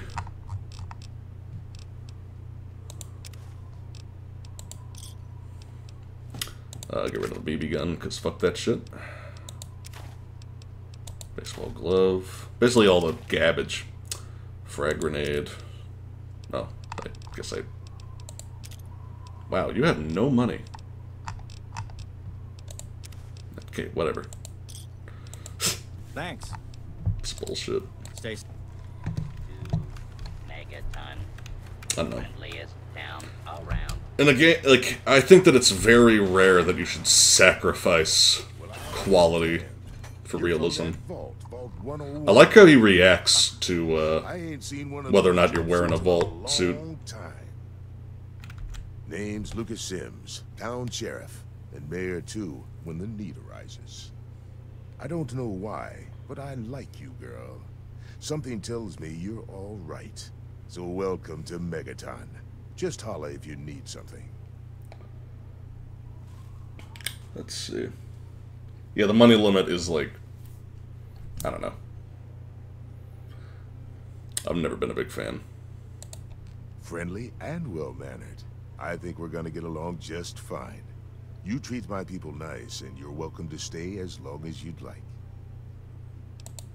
I'm glad we Yeah, you can just ask him for a little help with your dad, but, Gary. I don't know. I'll talk about that stuff later. So, last thing that I really wanted to talk about was... Here we are, right? We just started the game. Go explore and all that stuff, right? And starts testing out our skills. Only we can't. And let me explain why. You see this? That's it. This and a few other small guns are the only relevant weapons that you're going to find for the next, what, 4 to 5 levels of content? Frag grenades? Forget about it. Like, they're practically, like, you're not going to find explosives in abundance for a long fucking time. Like, you're going to find, like, between level 2 and level 6, you're going to find, like, I don't know, 4, 5 frag grenades total, maybe a couple of landmines, which aren't particularly useful at all.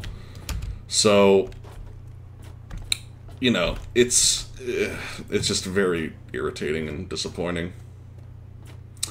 But, here's a cute little thing you can do. I might fuck this up, but, oops, let me...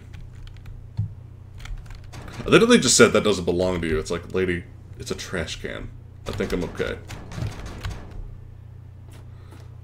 So you can actually, like, use this as a little platform. And I'm gonna show you why you would ever bother doing something like this. So, you know, it's a good thing I have telekinesis. Now, that would be cool to have. Like, give me psychic powers, give me mutant powers. That would honestly improve this franchise dramatically.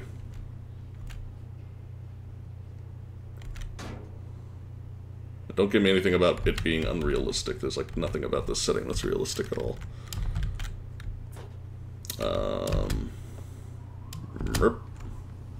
Yep. Fuck. I know this is, like, bizarre to watch, but bear with me.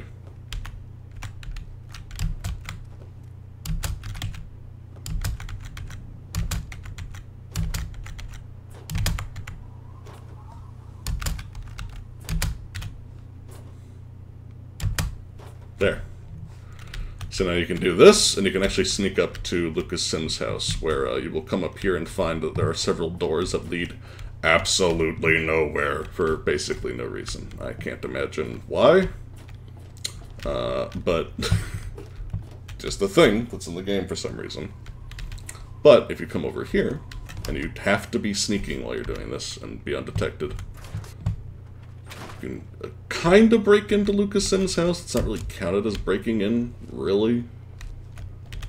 And you can come over here and get the strength bobblehead. The inscription reads, it's essential to give your arguments impact. So, that's a cool little detail. Love the bobbleheads. Bobbleheads are a great inclusion. But yeah, it's not even like you're really... I guess you're breaking in. It's just a basic... It's basically like a convenient way to grab it. Also, since it's something that you can do anyway, I normally just toggle no clip to get up there at the beginning of the game to get the strength bobblehead. But, just the fact that you, like, have no actual weapon variety is, like, one of the main complaints in my video. And I go into all kinds of examples in the video itself, but I just wanted to kind of point that out because it's, like, one of the biggest design oversights in the entire game. Because, like, you have to go far out of your way to find laser weapons early on in game. And it's not like it's, you know, a natural route to go there. Like, you know, like, there's... Like, I think there's, like, one laser pistol in the Super Duper Mart that's nearby. And that's it in terms of, like, early game laser weapons that you can realistically obtain without knowing ahead of time. And even then, like, you're just gonna kind of stumble into that. Like, if you don't do that, because it's totally optional, you're not gonna have a laser weapon. So if you invested in laser weapons, and you're not, like, cheating with console commands, like... How are you gonna, like, actually benefit if you invest points into energy weapons? It's like, oh, cool, laser beams. That sounds cool. But you don't know anything about them because the tutorial doesn't teach you anything about them. You can't find any in the early game. why would you invest points into it? So that's a skill that's like, okay, whatever. Big guns, takes a long time to find any of them. Explosives, takes a long time to find enough of them to really make a consistent difference. So, and then you compare that with melee weapons and unarmed, which kind of have a similar problem. Because melee and unarmed are both very simple, repetitive playstyles that leave the player extremely vulnerable. Even if you combine it with sneak, your sneak has to be ridiculously high for you to sneak up on, say, a human opponent. Or various other, like, more alert opponents. There's, like, you know, like, every kind of enemy that you face has a different level of alertness, but humans in particular, very difficult to melee until your sneak is really high. So that's just kind of another limiting factor. So, for all intents and purposes, if you've been following, you might have noticed something. There is exactly one viable combat skill at the beginning of the game. One. Like, you can use melee weapons, you can use unarmed. Like, they're possible to use for the whole game. But one, they're very repetitive.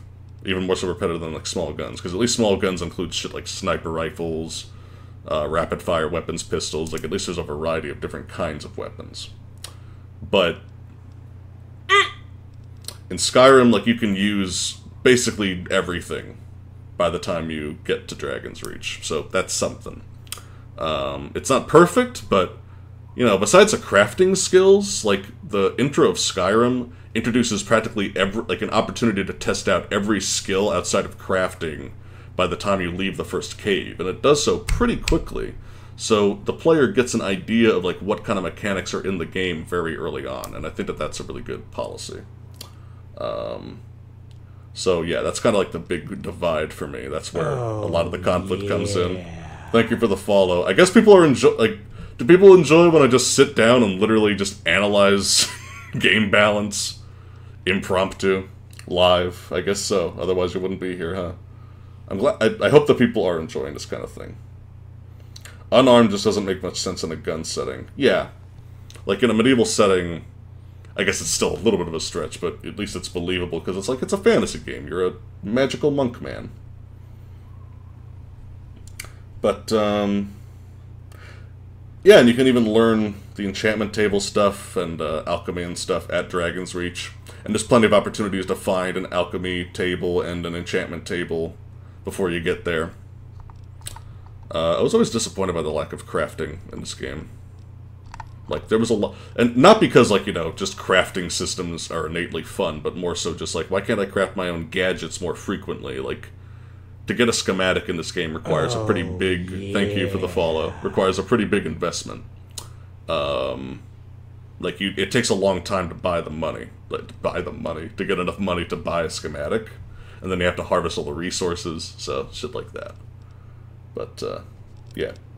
You need significant movement abilities to make melee worthwhile with guns. Yeah, it's tough to justify using melee in a game like this. Which I get, but it's still kind of disappointing. You know, it's easy to justify in something like Skyrim, but literally if they just made, like, more passive abilities and perks, where it's like, you know, you have a melee weapon out, if you have a melee weapon out, you move faster than when you have a gun out. Or just give me a large varieties of, like, different kinds of power attacks, as opposed to just, you know, you have the generic power attack, and then you have the running power attack. The running power attack just basically being better, because it's the only way you're realistically going to be able to readjust your aim enough to attack someone, because this is so slow. Also, there's no stamina management when it comes to power attacks or anything in this game. Like, melee in this game basically doesn't have any mechanics. People, I mean, I don't know. I'm, like, way too paranoid about this now, because, like, people always give Skyrim shit about this whenever I praise it for anything. And I get why, but I don't know, man, it's not comparable. Like, Skyrim, gameplay-wise, is just way more polished than anything Bethesda has made before or since. Like, is it phenomenal? No. Is there enough variety to carry the world building and environmental storytelling? The stuff that, you know, Bethesda is good at? Yeah, I think so. Like, I can play Skyrim for a long time without getting bored of, like, doing the same thing over and over. I can't really say the same in this. And a big part of that is just a balance, because, you know, in Skyrim, there's an optimal way to play with, like, you know, a sniper build where you're sneaky and have archery and poisons, and that's fine. And, you know, like that's, you know, like, there's problems with it from a design perspective, obviously, because you want to have everything be balanced and variable. And in particular, one complaint I've always had with Bethesda games is the most effective strategies are often the most boring. Case in point, sneaky sniper playstyle. But, because you're basically just pointing and shooting from the shadows over and over again. Positioning yourself is, you know, requires a little bit of thought, but that's it. But, at least in Skyrim, you know, the power gap between the different skills is not so intense. They clearly learned a lot from their past mistakes with games like this, where, you know, you start out with small guns, and then small guns are plentiful every single place in the entire game, as is their ammo. They're just the most convenient thing to use, which, I guess, fine, but to this extent, I always thought it was a little ridiculous.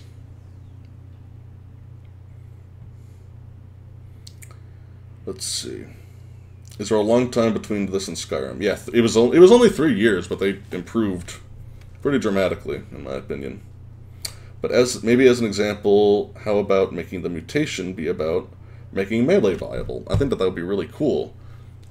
Like, one cool idea would be, you know, like, most of your mutation powers, so to speak, would be, you know, kind of melee range. Like, what if I could grow, like, a bone claw and, like, shoot it out in the middle of a melee combo to, like, kind of knock someone back or do bleed damage or something like that? What if I could infect someone with, like, you know, an acid spew? What if, like, you could mutate and breathe fire? I mean, there's enemies that mutate to breathe fire. Why can't I do that? That would be fucking sick, can you imagine? So stuff like that would, like, really spice up the gameplay. Because in Skyrim, a big part of the fun is, like, you can switch from like close range to mid range to long range pretty seamlessly just by pressing a button. You know, like okay, here's my bow, here's my melee weapon, here's my shield, here's my spells, here's my defensive spells, here's my offensive spells, here's my projectiles, here's my poison that I coat on my weapons. Like there's like a lot of little things you can do to kind of improvise and go with the flow in a battle that you can't really do in this game, because it's just like, you know, here's your gun. You can't apply poisons or buffs or debuffs or anything to it. There's some drugs, but you can't make your own, and there's not that many different kinds of drugs and effects, and if you use them too often without a certain perk, you get addicted. So, you know, interesting system, but it's just the fact that there's so little gameplay variety in this game that adds up to being the real problem. So that's how I feel. I haven't played New Vegas yet. I am almost positive I'm going to enjoy it. I mean, at least I'll like it more than this. Will I enjoy it? I don't know. I'm not gonna commit. I'm not gonna like commit to predicting that I'm gonna actually really like it, because at the end of the day, I'm just not that big a fan of Fallout setting. There's a lot of potential for it to be interesting, but I just find that it rarely meets that expectation. Because, like, you know, you've seen one, like, dusty, abandoned town. You've seen them all. You've seen one, like, garbage heap that's pretending to be a city like this. You've kind of seen them all. Like, I don't know. Also, goddamn color scheme. Ugh. Man, 2008 to, like, 2012... like, about that time period was just the brownest era of game design. Which I get. Gameplay's kind of fun. Oh, let's go back a little bit. I have a soft spot I have a soft point for Skyrim, but I've never enjoyed the main story or Civil War storylines. The main story is so extremely boring after the first time, and most of the quests are extremely similar. I primarily only like the main story of Skyrim for the scenarios it puts you in. It gives you an interesting stealth/espionage mission in the embassy. It sends you to Blackreach. Like, it sends you to some cool places, but once you're really familiar with the layout of the world, those places, you know, like, you've already experienced them on other quests or something. Like, there's, like, you know, Sovngarde, beautiful place. Great design, great lore. It's a interesting way to end the game. But, yeah, I totally understand why people get bored of the main story. I've only played through the main story of Skyrim, like, what? Twice? 3 times? Despite putting, like, 1,000 hours into it, so I totally get that.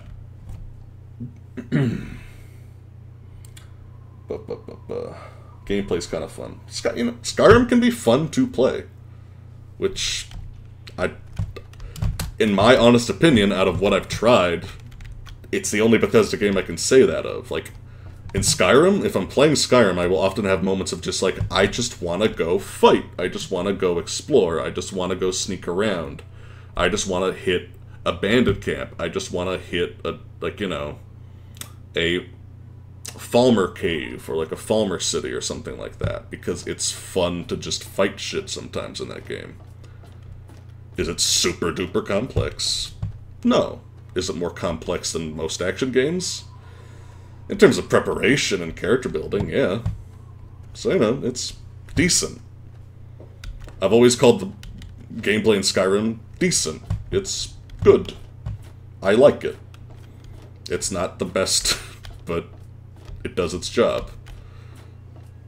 Because I mainly play Bethesda games, well, I play Skyrim specifically, because it's just like, wow, this is a great setting for role-playing and just world building, and there's a lot of interesting implications and stories that unfold within Skyrim. I like the world of Skyrim. I like exploring it. I like meeting the people. I like the conflicts. I like the implications. I like the subtext. I like the satire and the stories and things like that.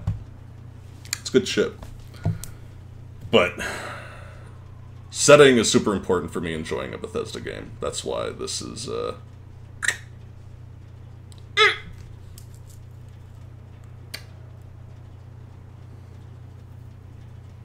I guess there could be ways to make the apocalypse more colorful. Fallout 4 sort of does it. I got really excited the first time I saw that main city. I forget the name off the top of my head. But, yeah, they're not consistent about it, though. That's what sucks. Because there's a lot of really boring places in Fallout 4 as well. That just kind of have that brown, dusty feel. Like all of them. It's getting... Let's just wait for all the stores to reopen so we can go sell shit, and then I'm probably gonna wrap this up soon.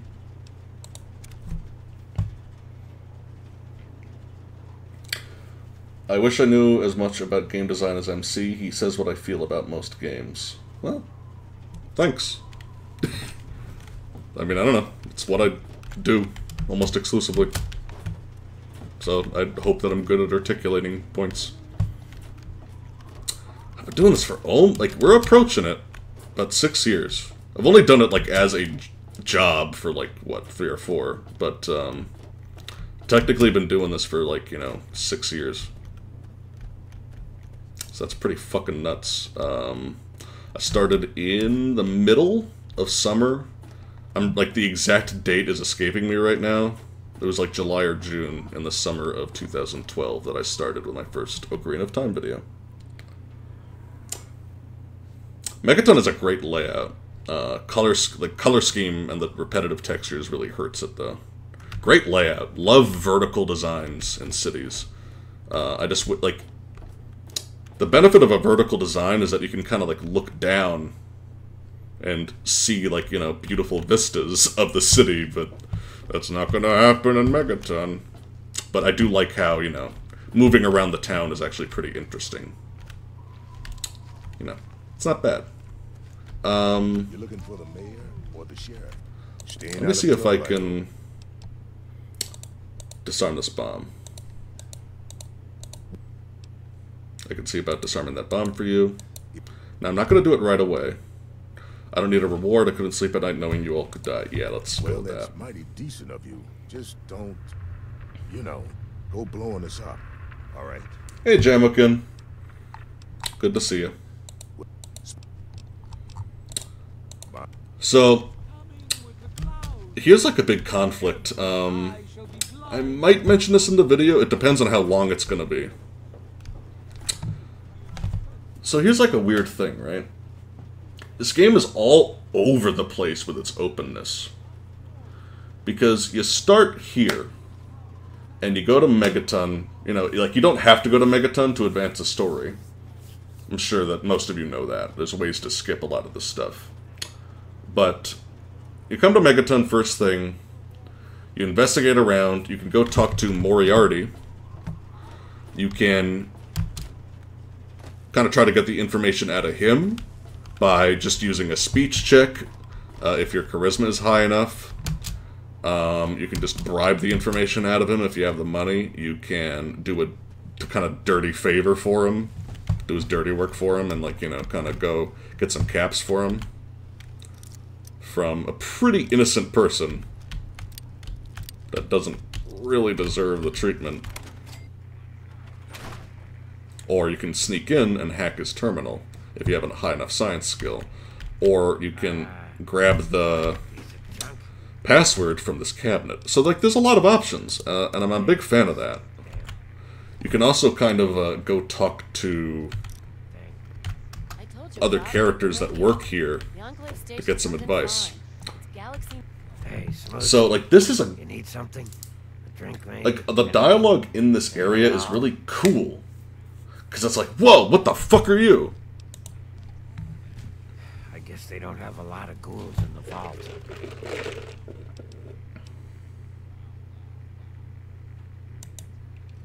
Well, not all of us got the chance to hole up in a nice cushy vault when the bombs fell. It's weird to think that this guy's like 200-something years old. We got a full-on blast of heat and radiation. Turned us into a pack of walking corpses. Near as I can tell, we age slower than you.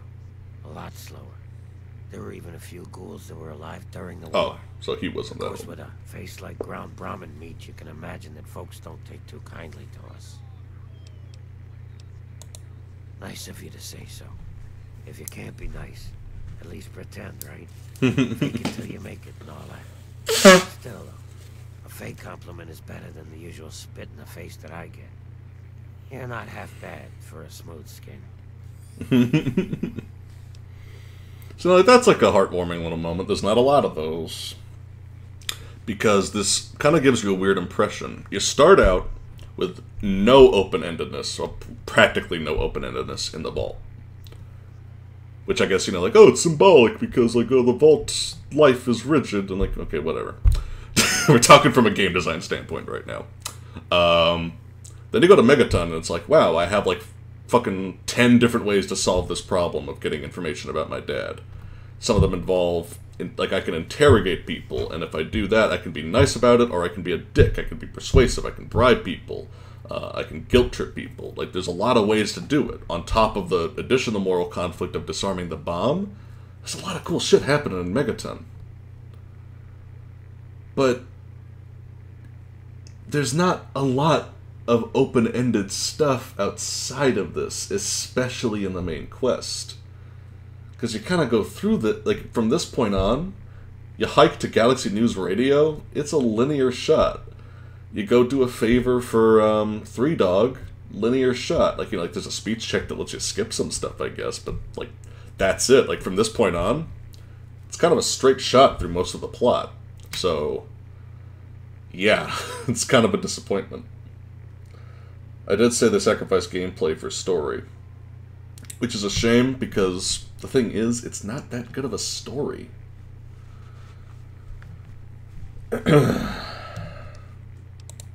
Oh yeah, I do remember a guy like that. It has a cool opening. Honestly, I usually keep my head down. Dad's a cool character, but beyond that, around if I look customers in the eyes. It's not particularly interesting. Talk to Moriarty, he'll know more.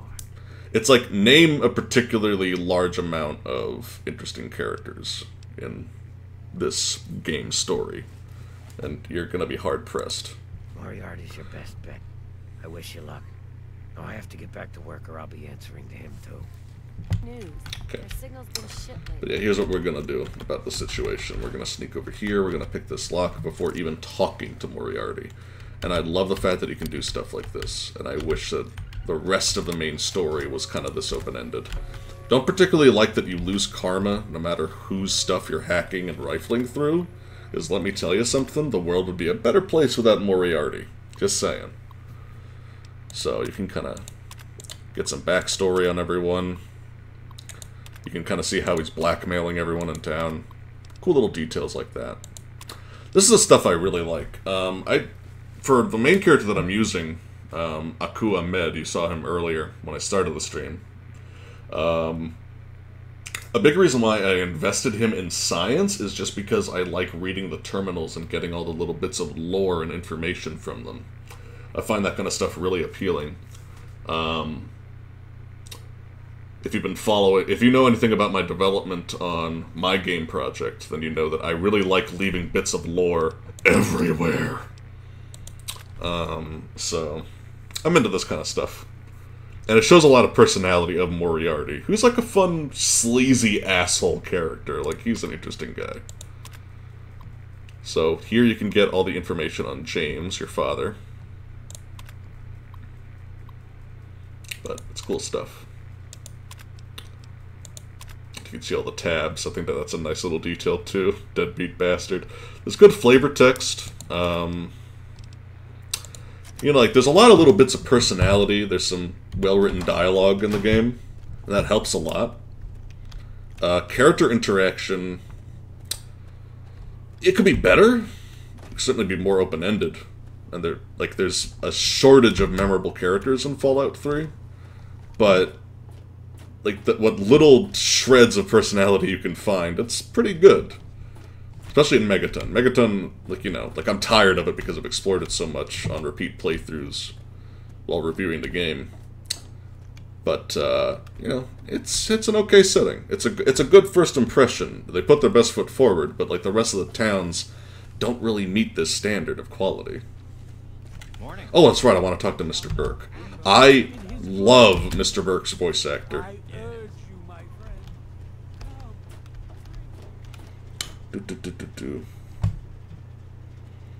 New Vegas has both with less map size, and it's still... And yeah, no, it's... I'm really curious about New Vegas. But, you know, Corey promised he'd buy it for me, so I'm not going to buy it for myself. He told me that he honestly just keeps forgetting, so, you know... Looking for a drink? Got something on your mind? It's not exactly a problem, considering how many things I have on my plate. Hi, I love Mr. Burke. Like, so, like, you can kind of, like, see him in the backdrop, gesturing towards you. It's like, huh, what's this guy want? It's a cool little detail. My. Love his voice. Just when I'd all but given up hope. My dear girl, I'm very happy to make your acquaintance. I am Mr. Burke. And you, well, you are not a resident of this putrescent cesspool. That makes you a rather valuable individual. So, I gotta say, I just love the impression that this guy gives off. It's, you know, like, you can tell he's a sleazy motherfucker, but he just sells it so well. Like, Mr. Burke, honestly, I wish I knew the guy's name, but probably has, like, one of my favorite voice actors on the whole damn game. So you can kind of, like, follow along with him. Finally, someone with a modicum of civility. Good introduction to some moral conflicts I here, represent early on in certain the game. Interests, and those interests view this town, this megaton, as a blight on a burgeoning urban landscape. You have no connections here, no interest in this cesspool's affairs or fate. You could assist us in erasing this little accident. Jesus. You're going to destroy the town? No. I'm merely a recruiter. You get to have the real fun. The undetonated atomic bomb for which this town is named is still very much alive. All it needs is a little motivation. I have in my possession... I always thought that this was a kind of a strange situation to throw at the player so early because it's so extreme. Like, it's just so unambiguously evil. Like, it's cool that they go... How do I put it? It's cool that they go so far with it so early in terms of, like, you know, just your moral decisions having consequences. But at the same time, like, really think about this. This is effectively your first evil deed. And you're killing a town. So, I don't know. I think some kind of opportunity for a gradual ascent to this level would have been nice. I don't know. Sims is an idiot. He prides himself on his position as mayor and sheriff of this scrapyard. Yes, I know. Damn it, Corey. Oh, nice. A man's word is worth his weight in caps. I suppose I could arrange for a bonus of, say, 500 caps in addition to the base fee. When it's done, meet me at Tenpenny Tower, southwest. I like how you can kind of fuck with this guy, buff your speech. Like, you know, you can get experience for passing that speech check, then get the fuse and pulse charge, and just bring that as evidence to Lucas Sims. Like, this is a great scenario. Like, I like the scenario a lot. I wish there were more like it, because it's one of the few well-executed moral situations in this game. Like, I'm kind of struggling to think of other ones that were executed well, because, like, I've played most of the game now. I've done most of the side quests. You know, I did, like, the Tenpenny Tower stuff with the ghouls, for example. I hate the way that that quest can turn out, because, like, for all intents and, like, this, I'm not going to spoil it. Like, if you know, if you want to enjoy Fallout 3 in your own time, go ahead. That's fine. If you think that you would enjoy it. So I'm not going to spoil it. But I will say, I was not happy with any outcome. That's a good way to put it. Like, they weren't fleshed out and very logical in a lot of ways. Absolutely not. The place, the people, they're one and the same. Sacrifices for a nobler future. I assure you, they're worth 10 times as much in death as they are in life.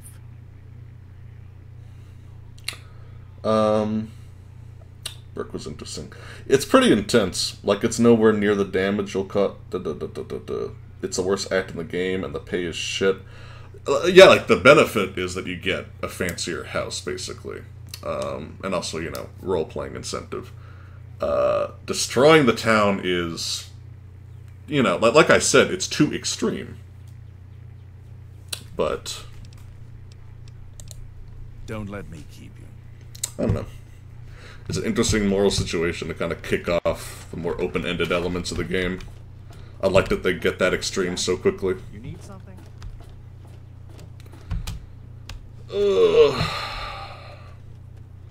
It's definitely not balanced mechanic-wise, and I kind of get that, but because, you know, like, you're sacrificing a lot of quests, effectively. Particularly with the Crater Side Supply? Yeah, up there. Because, like, the Crater Side Supply and Moira, who I don't think that we're going to talk to today, she is, like, the purveyor of... in my personal opinion, from what I've experienced so far, probably my favorite quest line. It's not, like, perfect, but, you know, it introduces a variety of different situations to the player. Some of them are pretty comical, some of them are pretty interesting. Moira's a pretty fun character. So just literally killing her is, like, quite the sacrifice. There's a lot of vendors here you can sell your shit to. It's a place that's pretty dense with vendors, which makes it a pretty convenient area. So it's not like it's really worth it, you know, to kill these people off. But at the same time, you know, roleplay. Yeah. I do like it when you say this. This is a good situation. I really like this. Moira turns into a ghoul. Thank you for pointing that out. I did not know that. I have mixed feelings about that now, because on the one hand, it's like your decision... It's like they looked at this scenario and were like, what's the biggest consequence? Well, Moira dies, and it destroys one of the only quest lines we put a lot of time and effort to. So let's just awkwardly make her a ghoul. So it's like, you know, cool, you can be an evil bastard and still do that quest line because it's fun, but on the other hand... it kind of takes away one of the biggest consequences of that decision. So, I don't know. Anyway, I like how you can rat out Burke to Lucas. This is like one of my favorite early game scenes. He said what? I wish there was more stuff like this in the game. It's such a cool little moment. Jesus, give me that thing. Let's go find this Burke character. You're about to get an education in wasteland justice. So, I'm pretty disappointed by the Moira thing. Her living.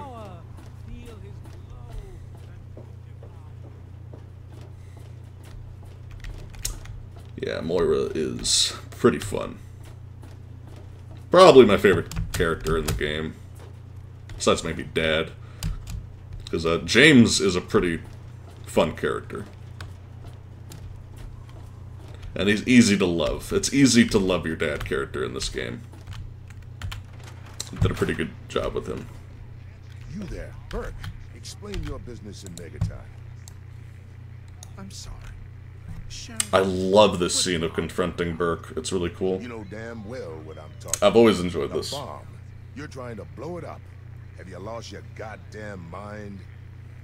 Sheriff, I'm afraid there's been a misunderstanding. Someone has surely been spreading rumors. I'll be sure to address the situation personally.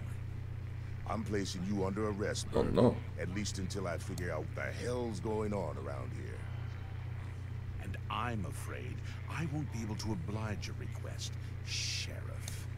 I have pressing matters to attend to. Now, step aside. This isn't open to discussion. You're coming with me. Why do you knuckle-draggers always insist on doing things the hard way? Very well, Sheriff. Lead the way. Here's what happens in this scenario. If you don't open fire on Burke as he's getting up, basically, he's gonna one-shot the sheriff, literally. Can assure you. I love the way his head just falls I off. must be getting slow in my old age. Thanks for saving my hide there. Don't fool around with that bomb. But yeah, cool little moment. For a lot of people, there's probably a couple of y'all who might not even know that you can do that. But yes, you can save the sheriff if you confront Burke, because Burke will actually, for whatever reason, one-shot the sheriff from behind. I don't know why it's a one-shot, because the sheriff is honestly a pretty tough character, but I guess it's just to make the narrative more dramatic. Which, of course, leaves a child in the town fatherless, so that's a nice touch. And also the town is basically defenseless, like, you know. Like, Jericho is literally one of the only other people in the entire city who can competently fight. So that's a pretty bad scenario right there. I'm thinking about it. How did he know Burke was gonna kill him? That's kind of the thing, like, you know. Yeah, it's a plot bullet. It's not a gameplay bullet. It's a plot bullet. That's the difference. But yeah. So we're gonna disarm the bomb. Then I'm gonna do one more little thing, and then we're gonna, let's see, explosives with 25. We got probably some mentats at this point. To disarm the bomb. Nice. Okay, let's go try to find the sheriff. God knows where he's walked off to now. I don't know what his route is when he's going back to patrol. You want something? There he is. Hey, buddy. I'll be damned. So now, I don't know how he knows I disarmed it. I've always wondered about that. And all without asking for pay, too. Hell, why don't you move in? Here's the key and the deed. Yeah, and you don't know that he's gonna kill the sheriff until you play through that scene once. You know, again, like, cool little shocking moment and everything, but I don't know. It's kind of weird. You stay safe. Oh, level up. Well, I'll never need explosives again, so I'm not going to level that up any further. Let's see. I mean, why would you do anything else? Speech is another cool thing that I like to level up in this game. I don't know why I'm bothering, because I mean, I'm basically done with this character. Get lockpicked at 20. I always, like, set my skills to, like, a certain number so I can optimize using the buffs from outfits that I have. Let's see. And... sneak. I don't know. I'm kind of tempted to do the Black Widow thing, but... eh. Let's see. Agility up by 1. Because that's relevant to a lot of stuff. VATS is pretty damn useful. Again, special stats. Let's kind of take a look at all these. And really think about, like, you know, what the best are. So, like, obviously, intelligence, I think, is the best stat.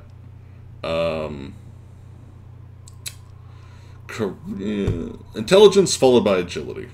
Those are the two really good ones.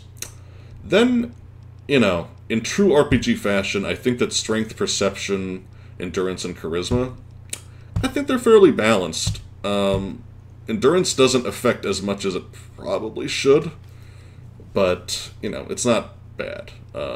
Perception affects quite a few skills. The red compass marker thing is pretty good. If it doesn't affect your accuracy in VATS, then fuck it, but I'm pretty sure it does.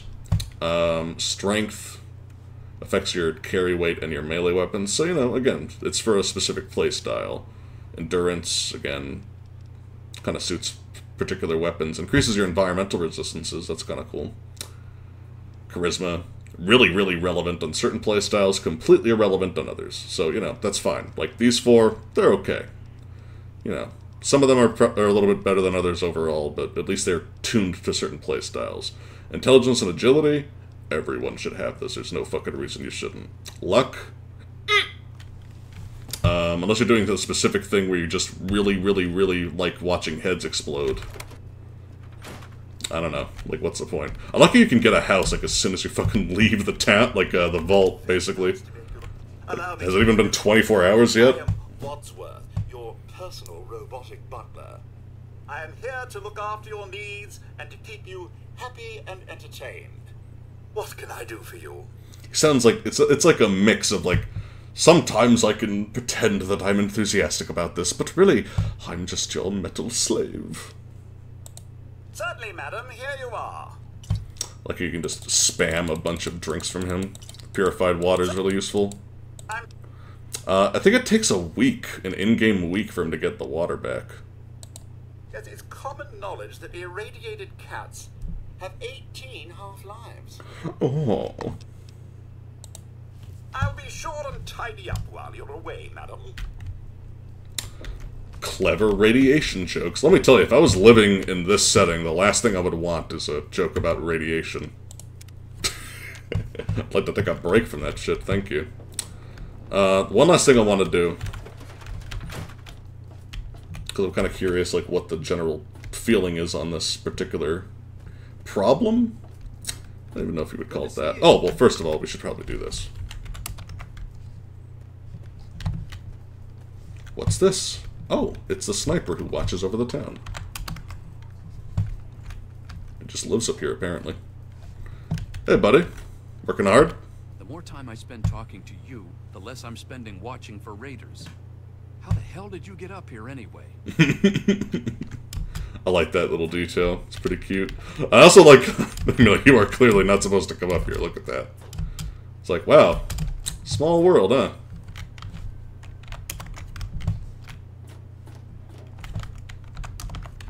Bloppy. Cute little detail.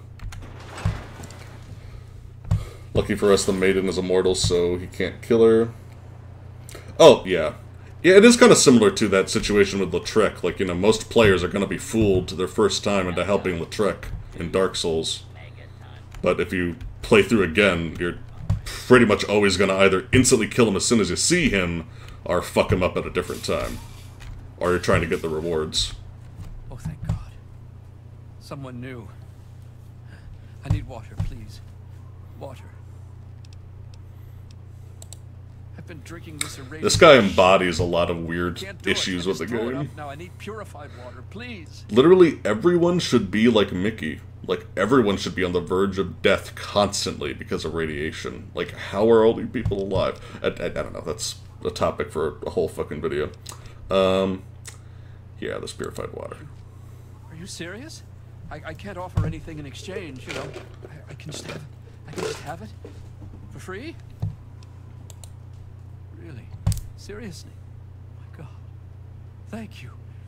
Thank you so much. I'll never forget this. Cool. So, here's a weird little quirk. You can infinitely give, oh, man, that actually really shocked me. You can infinitely give these guys drinking water. I'm gonna go ahead and have a little bit of mercy on myself.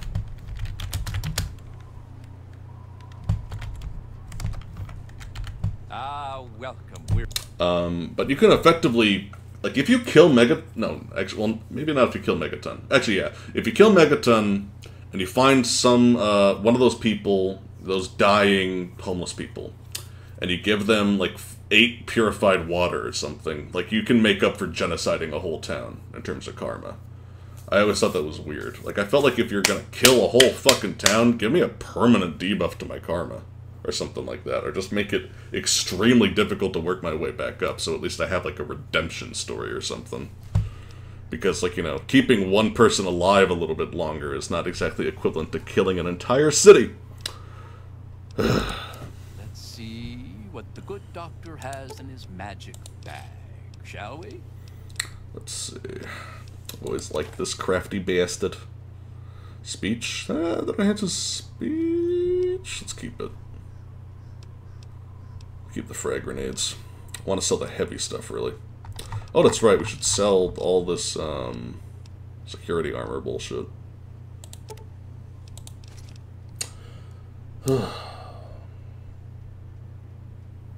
Once you give him water, you have to water him weekly because he dies without it. That's pretty weird. Really?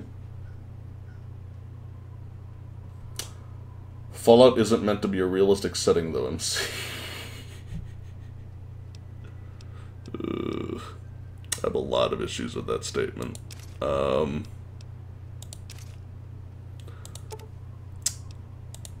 don't agree. It's supposed to be an immersive setting, and there's nothing about it that makes even, like, the slightest vaguest sense. That's kind of my problem with it.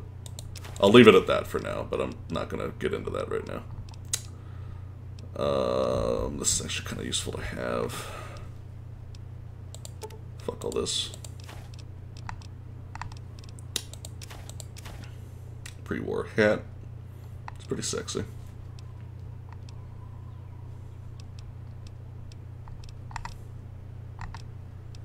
Let's see, bobby pin, baseball bat. I guess I'll keep that. Anything like weighing me down significantly? Not really. Okay. Another satisfied customer. Cheers, pal. Welcome. Let's see. Megaton.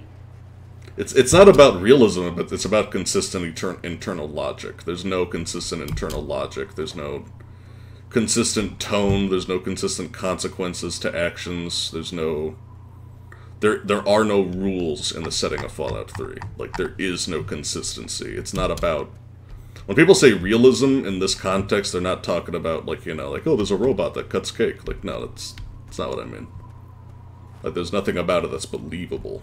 It's a completely unbelievable setting. Like, Spyro the Dragon is believable because it's a cartoony game that stays cartoony. this is an unbelievable setting because we're supposed to believe that an entire civilization of people have survived for 200 years by wandering in the wasteland, opening up refrigerators, and finding fossilized Salisbury steaks. Does that... I hope that kind of clarifies the difference. I'm not trying to be an asshole, I'm just saying, like, that's what I meant by it. Just trying to clarify. Do I fall through this? Okay. Parkour. I want to get my stuff prepared. Can I look like a bad bitch? Tinted reading glasses. Let's do the tortoise shell. Get the pre-war hat. Ooh, look at I'm a bad bitch now. Hot damn. Coming to fuck your bitch.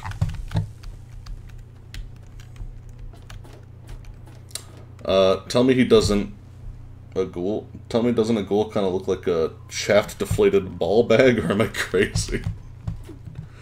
Yeah, a little bit. I hate the fact that they don't have noses. That's like too much body horror for me to handle. Hi. Hey, I hear you're It's the best character. I hear you're the best girl. I've seen one of you for years. Good to meet you. The last living I'm Canadian. Moira Brown. I run Craterside Supply, but what I really do is mostly tinkering and research. Say, I'm working on a book about the wasteland. It'd be great to have the foreword by a vault dweller. Help me out, would you? Yeah. Sure, I got plenty of things to say. Great.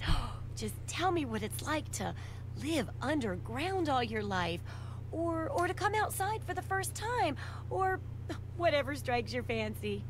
It was paradise down there. No fear, no worries, no fighting. That was before the plague hit. This outside place is amazing. I think I'll just drop this sarcastically and see if she takes it seriously. Yeah, you wouldn't imagine how hard it is to replace that big light bulb up there, too. I don't even know if you're kidding. For a forward. Oh, okay. Open with a joke and all that. Here, take the suit. Something tells me you might need it. That'll be I love that little, oh bless your heart, southern insult she just did there. Oh, dude, holy shit. Sorry, 2 geese across the pond that I live near. One geese just literally fucking, like, haymakered another goose, and he just walked away like, fucking okay, I get it. I'm sorry, Rick. I'll leave your daughter alone. Jesus, what the fuck happened? Now he's just standing there like, yeah, I know what I did. He's walking away like a he's walking away like a bad bitch. Just laid out that goose and is just walking away. Holy shit. Oh, he's near all his little goslings.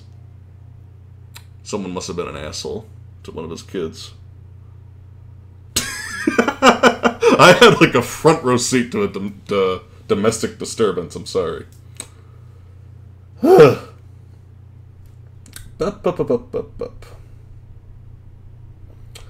a lot of disconnect in designs between Fallout 1 and 2 to Fallout 3 to Fallout 4. The assault rifle design in Fallout 4 is ultra-realistic, and the Nuka-Cola machine is very unrealistic. Maybe the problem comes from Bethesda's misunderstanding the tone of the setting. Yeah, they're not very consistent about it.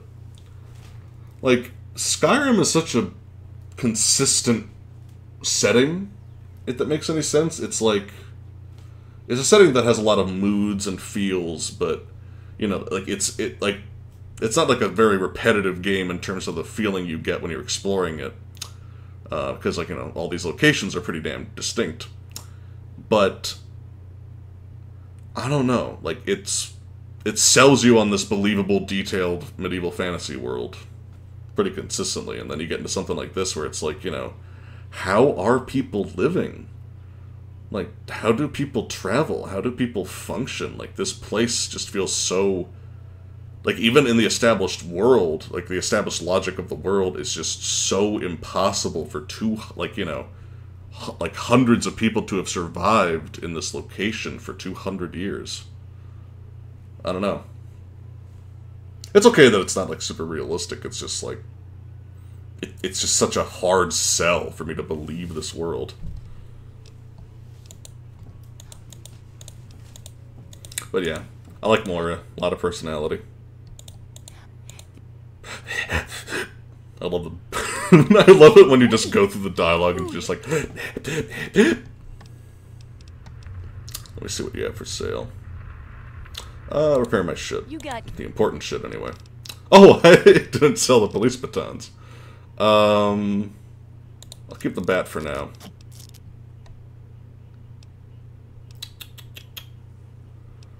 Let's I'm surprised that actually confers any defense at all. Let's upgrade to silenced pistol. Oh fuck, that was way more expensive than I wanted it to be. Oops. I'm done.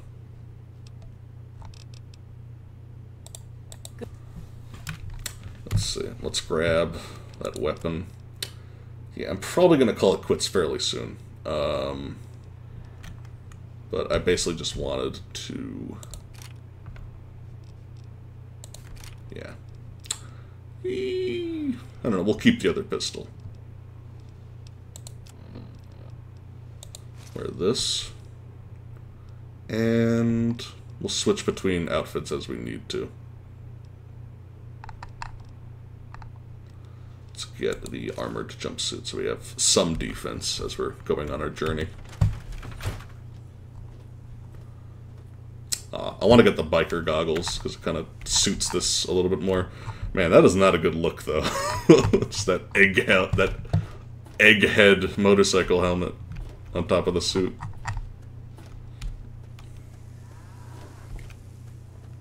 Read my previous post.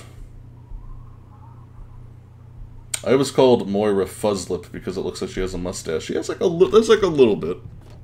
I mean, I can't imagine razors are particularly common. Or if they are, probably not super hygienic. Peach fuzz. A little bit of peach fuzz. Oh. Fallout looks like a caricature of the apocalypse rather than an actual apocalypse. I really think that's a stretch. I don't know, man. That really feels like a stretch to me. If it was a caricature, I think it would be a hell of a lot funnier and sillier. Like, maybe the first two are like that, but this game is not even attempting humor often enough for me to believe that's what they're going for. Maybe like 1 and 2. And it's not even like about the quality of comedy, it's just like there's not enough attempt at comedy. Like there's so much death and brutalization and slavery and rape and pillaging and murder that isn't played for laughs. But I just want to kind of go in here and fight a little bit, show you some of the starter weapons that you can get from raiders, and then I'm going to call it quits. I'm not even probably going to beat this area. But I just kind of want to reinforce some of the problems in the early game.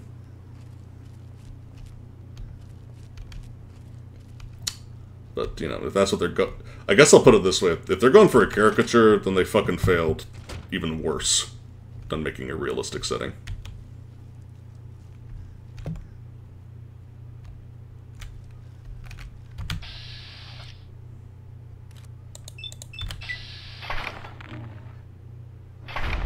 Nice. Oh, man. Chinese pistol. So, the Chinese pistol's problem is it is objectively much, much worse than the other 10mm pistol. So, right off the bat, basically a wasted weapon. Like, there's no upside to it, literally. I think that it wears down a little bit slower, and that's it. But that's, you know. How often are your weapons going to break in the field? Not very often. Not in this game, anyway. Iguana on a stick. If there were more foods like this, I would at least believe the setting a little bit more.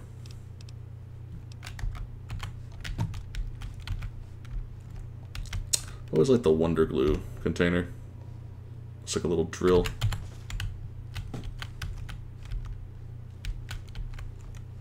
Beer, rat away. Some useful stuff. So this is like the gameplay of every dungeon. You sneak and shoot. Sometimes you shoot different kinds of weapons, but you sneak and you shoot. That's it. And you know, hey, if you find that fun, cool. Like, I find it fun. I don't find it hundreds of hours worth of fun. I don't find it, like, really fun for even the short term. It's killing. Oh!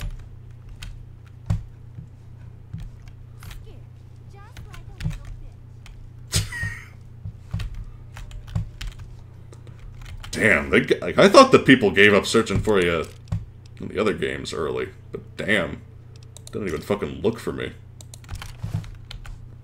Are they already done? Okay. I'm gonna tear your fucking head off. Yeah, bada bing, what are you gonna do about it? Hey! Yeah, baba da boopy, sucking a boopy, you know what I'm saying? What, are you putting your gun away? Oh. Pretty generous with the detect. Well, he's kicking his widow legs. Please give me different weapons.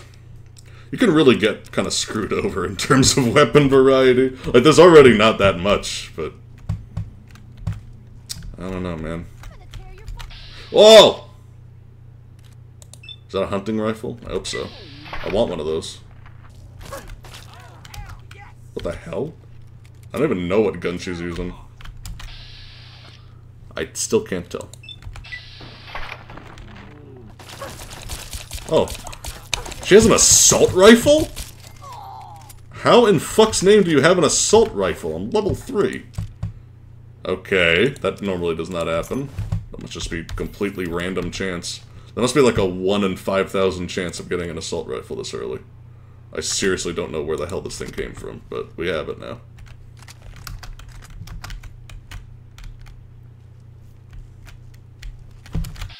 Hi! It's gonna glitch out if I shoot at you now. It's also gonna glitch out if I shoot at you now.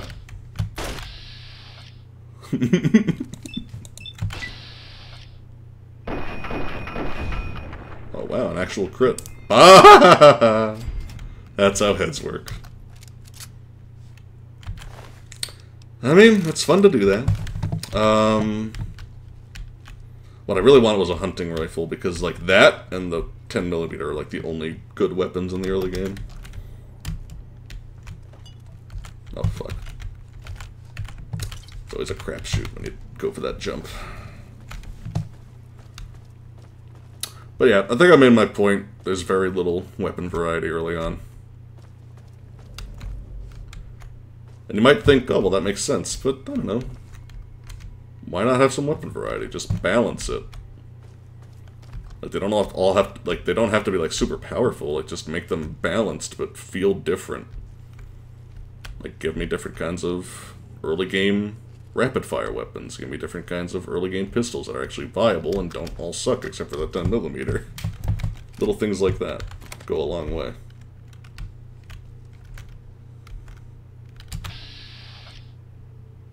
Please God, let this work. Sneak attack, yeah. Meat sack, that's a new one. Can the dog open the door?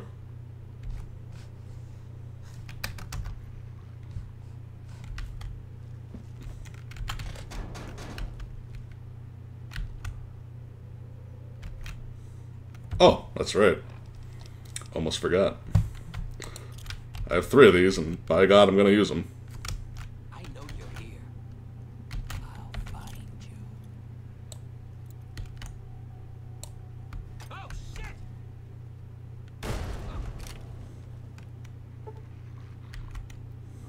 I know you. Whoa.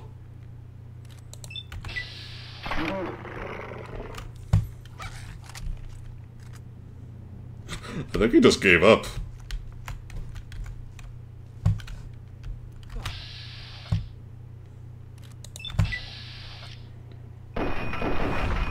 Oh. A big reason to use VATS so much is because I don't trust that the bullet's actually going to go where I'm pointing. Shot. Maybe it's because I'm level 3. I don't know. I feel like I broke something, because you're actually not supposed to be able to find these weapons. But, I don't fucking know. It, like, what I'm getting is literally statistically impossible. I'm not even kidding. The fuck? Where is this last person? Hello? Where the hell did you come from?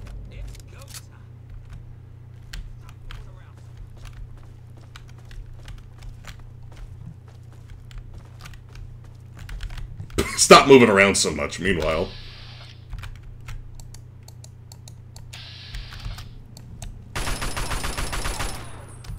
There we go. Okay. You don't get called meat sack on a daily basis, not by strangers. Ugh.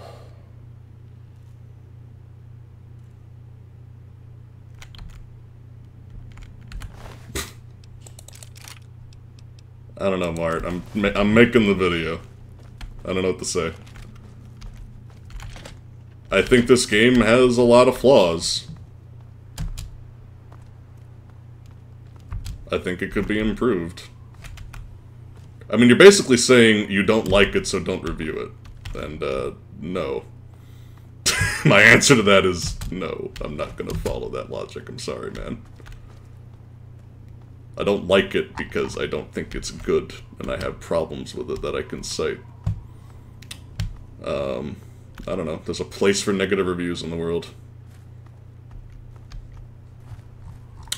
Why am I slow? Movement speed is genuinely bizarre in this game. Here's the thing. I genuinely do not understand the rules for movement speed. Because I swear that they're inconsistent. Sometimes I seem slower for basically no reason. Like if I strip away literally all of my gear, will that help? I don't know. It's really weird.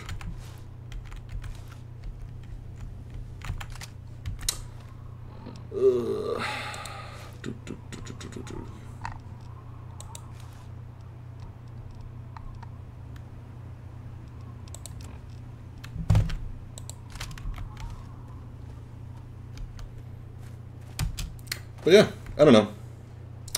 I'm fucking done. In conclusion, I hate games. When you have a weapon out, your walks us run more slowly. Yeah, I think that sometimes the engine forgets that I put it away, and I think that that's the problem. That's the impression I get anyway.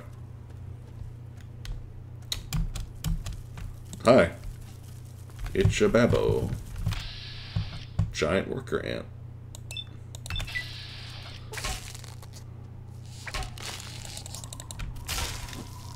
Nice. Give me my meat. But yeah. That's enough of that. Anyway, I think I have enough material. And yeah, look forward to the video, I fucking guess. Or don't. Anyway, I hope you enjoyed the show. I'm gonna go edit for a couple of days. Probably gonna be pretty busy with that. I've been coding a lot for my game too. That's what I've been doing most of this month so far. Made a lot of progress. I'm looking forward to releasing another bit of the demo. Actually got some messages about the game while it was there. But yeah, anyway, like while I was streaming, I have some messages that I need to catch up on. But anyway, I love you. Thanks for watching. I hate video games. Take that, aliens.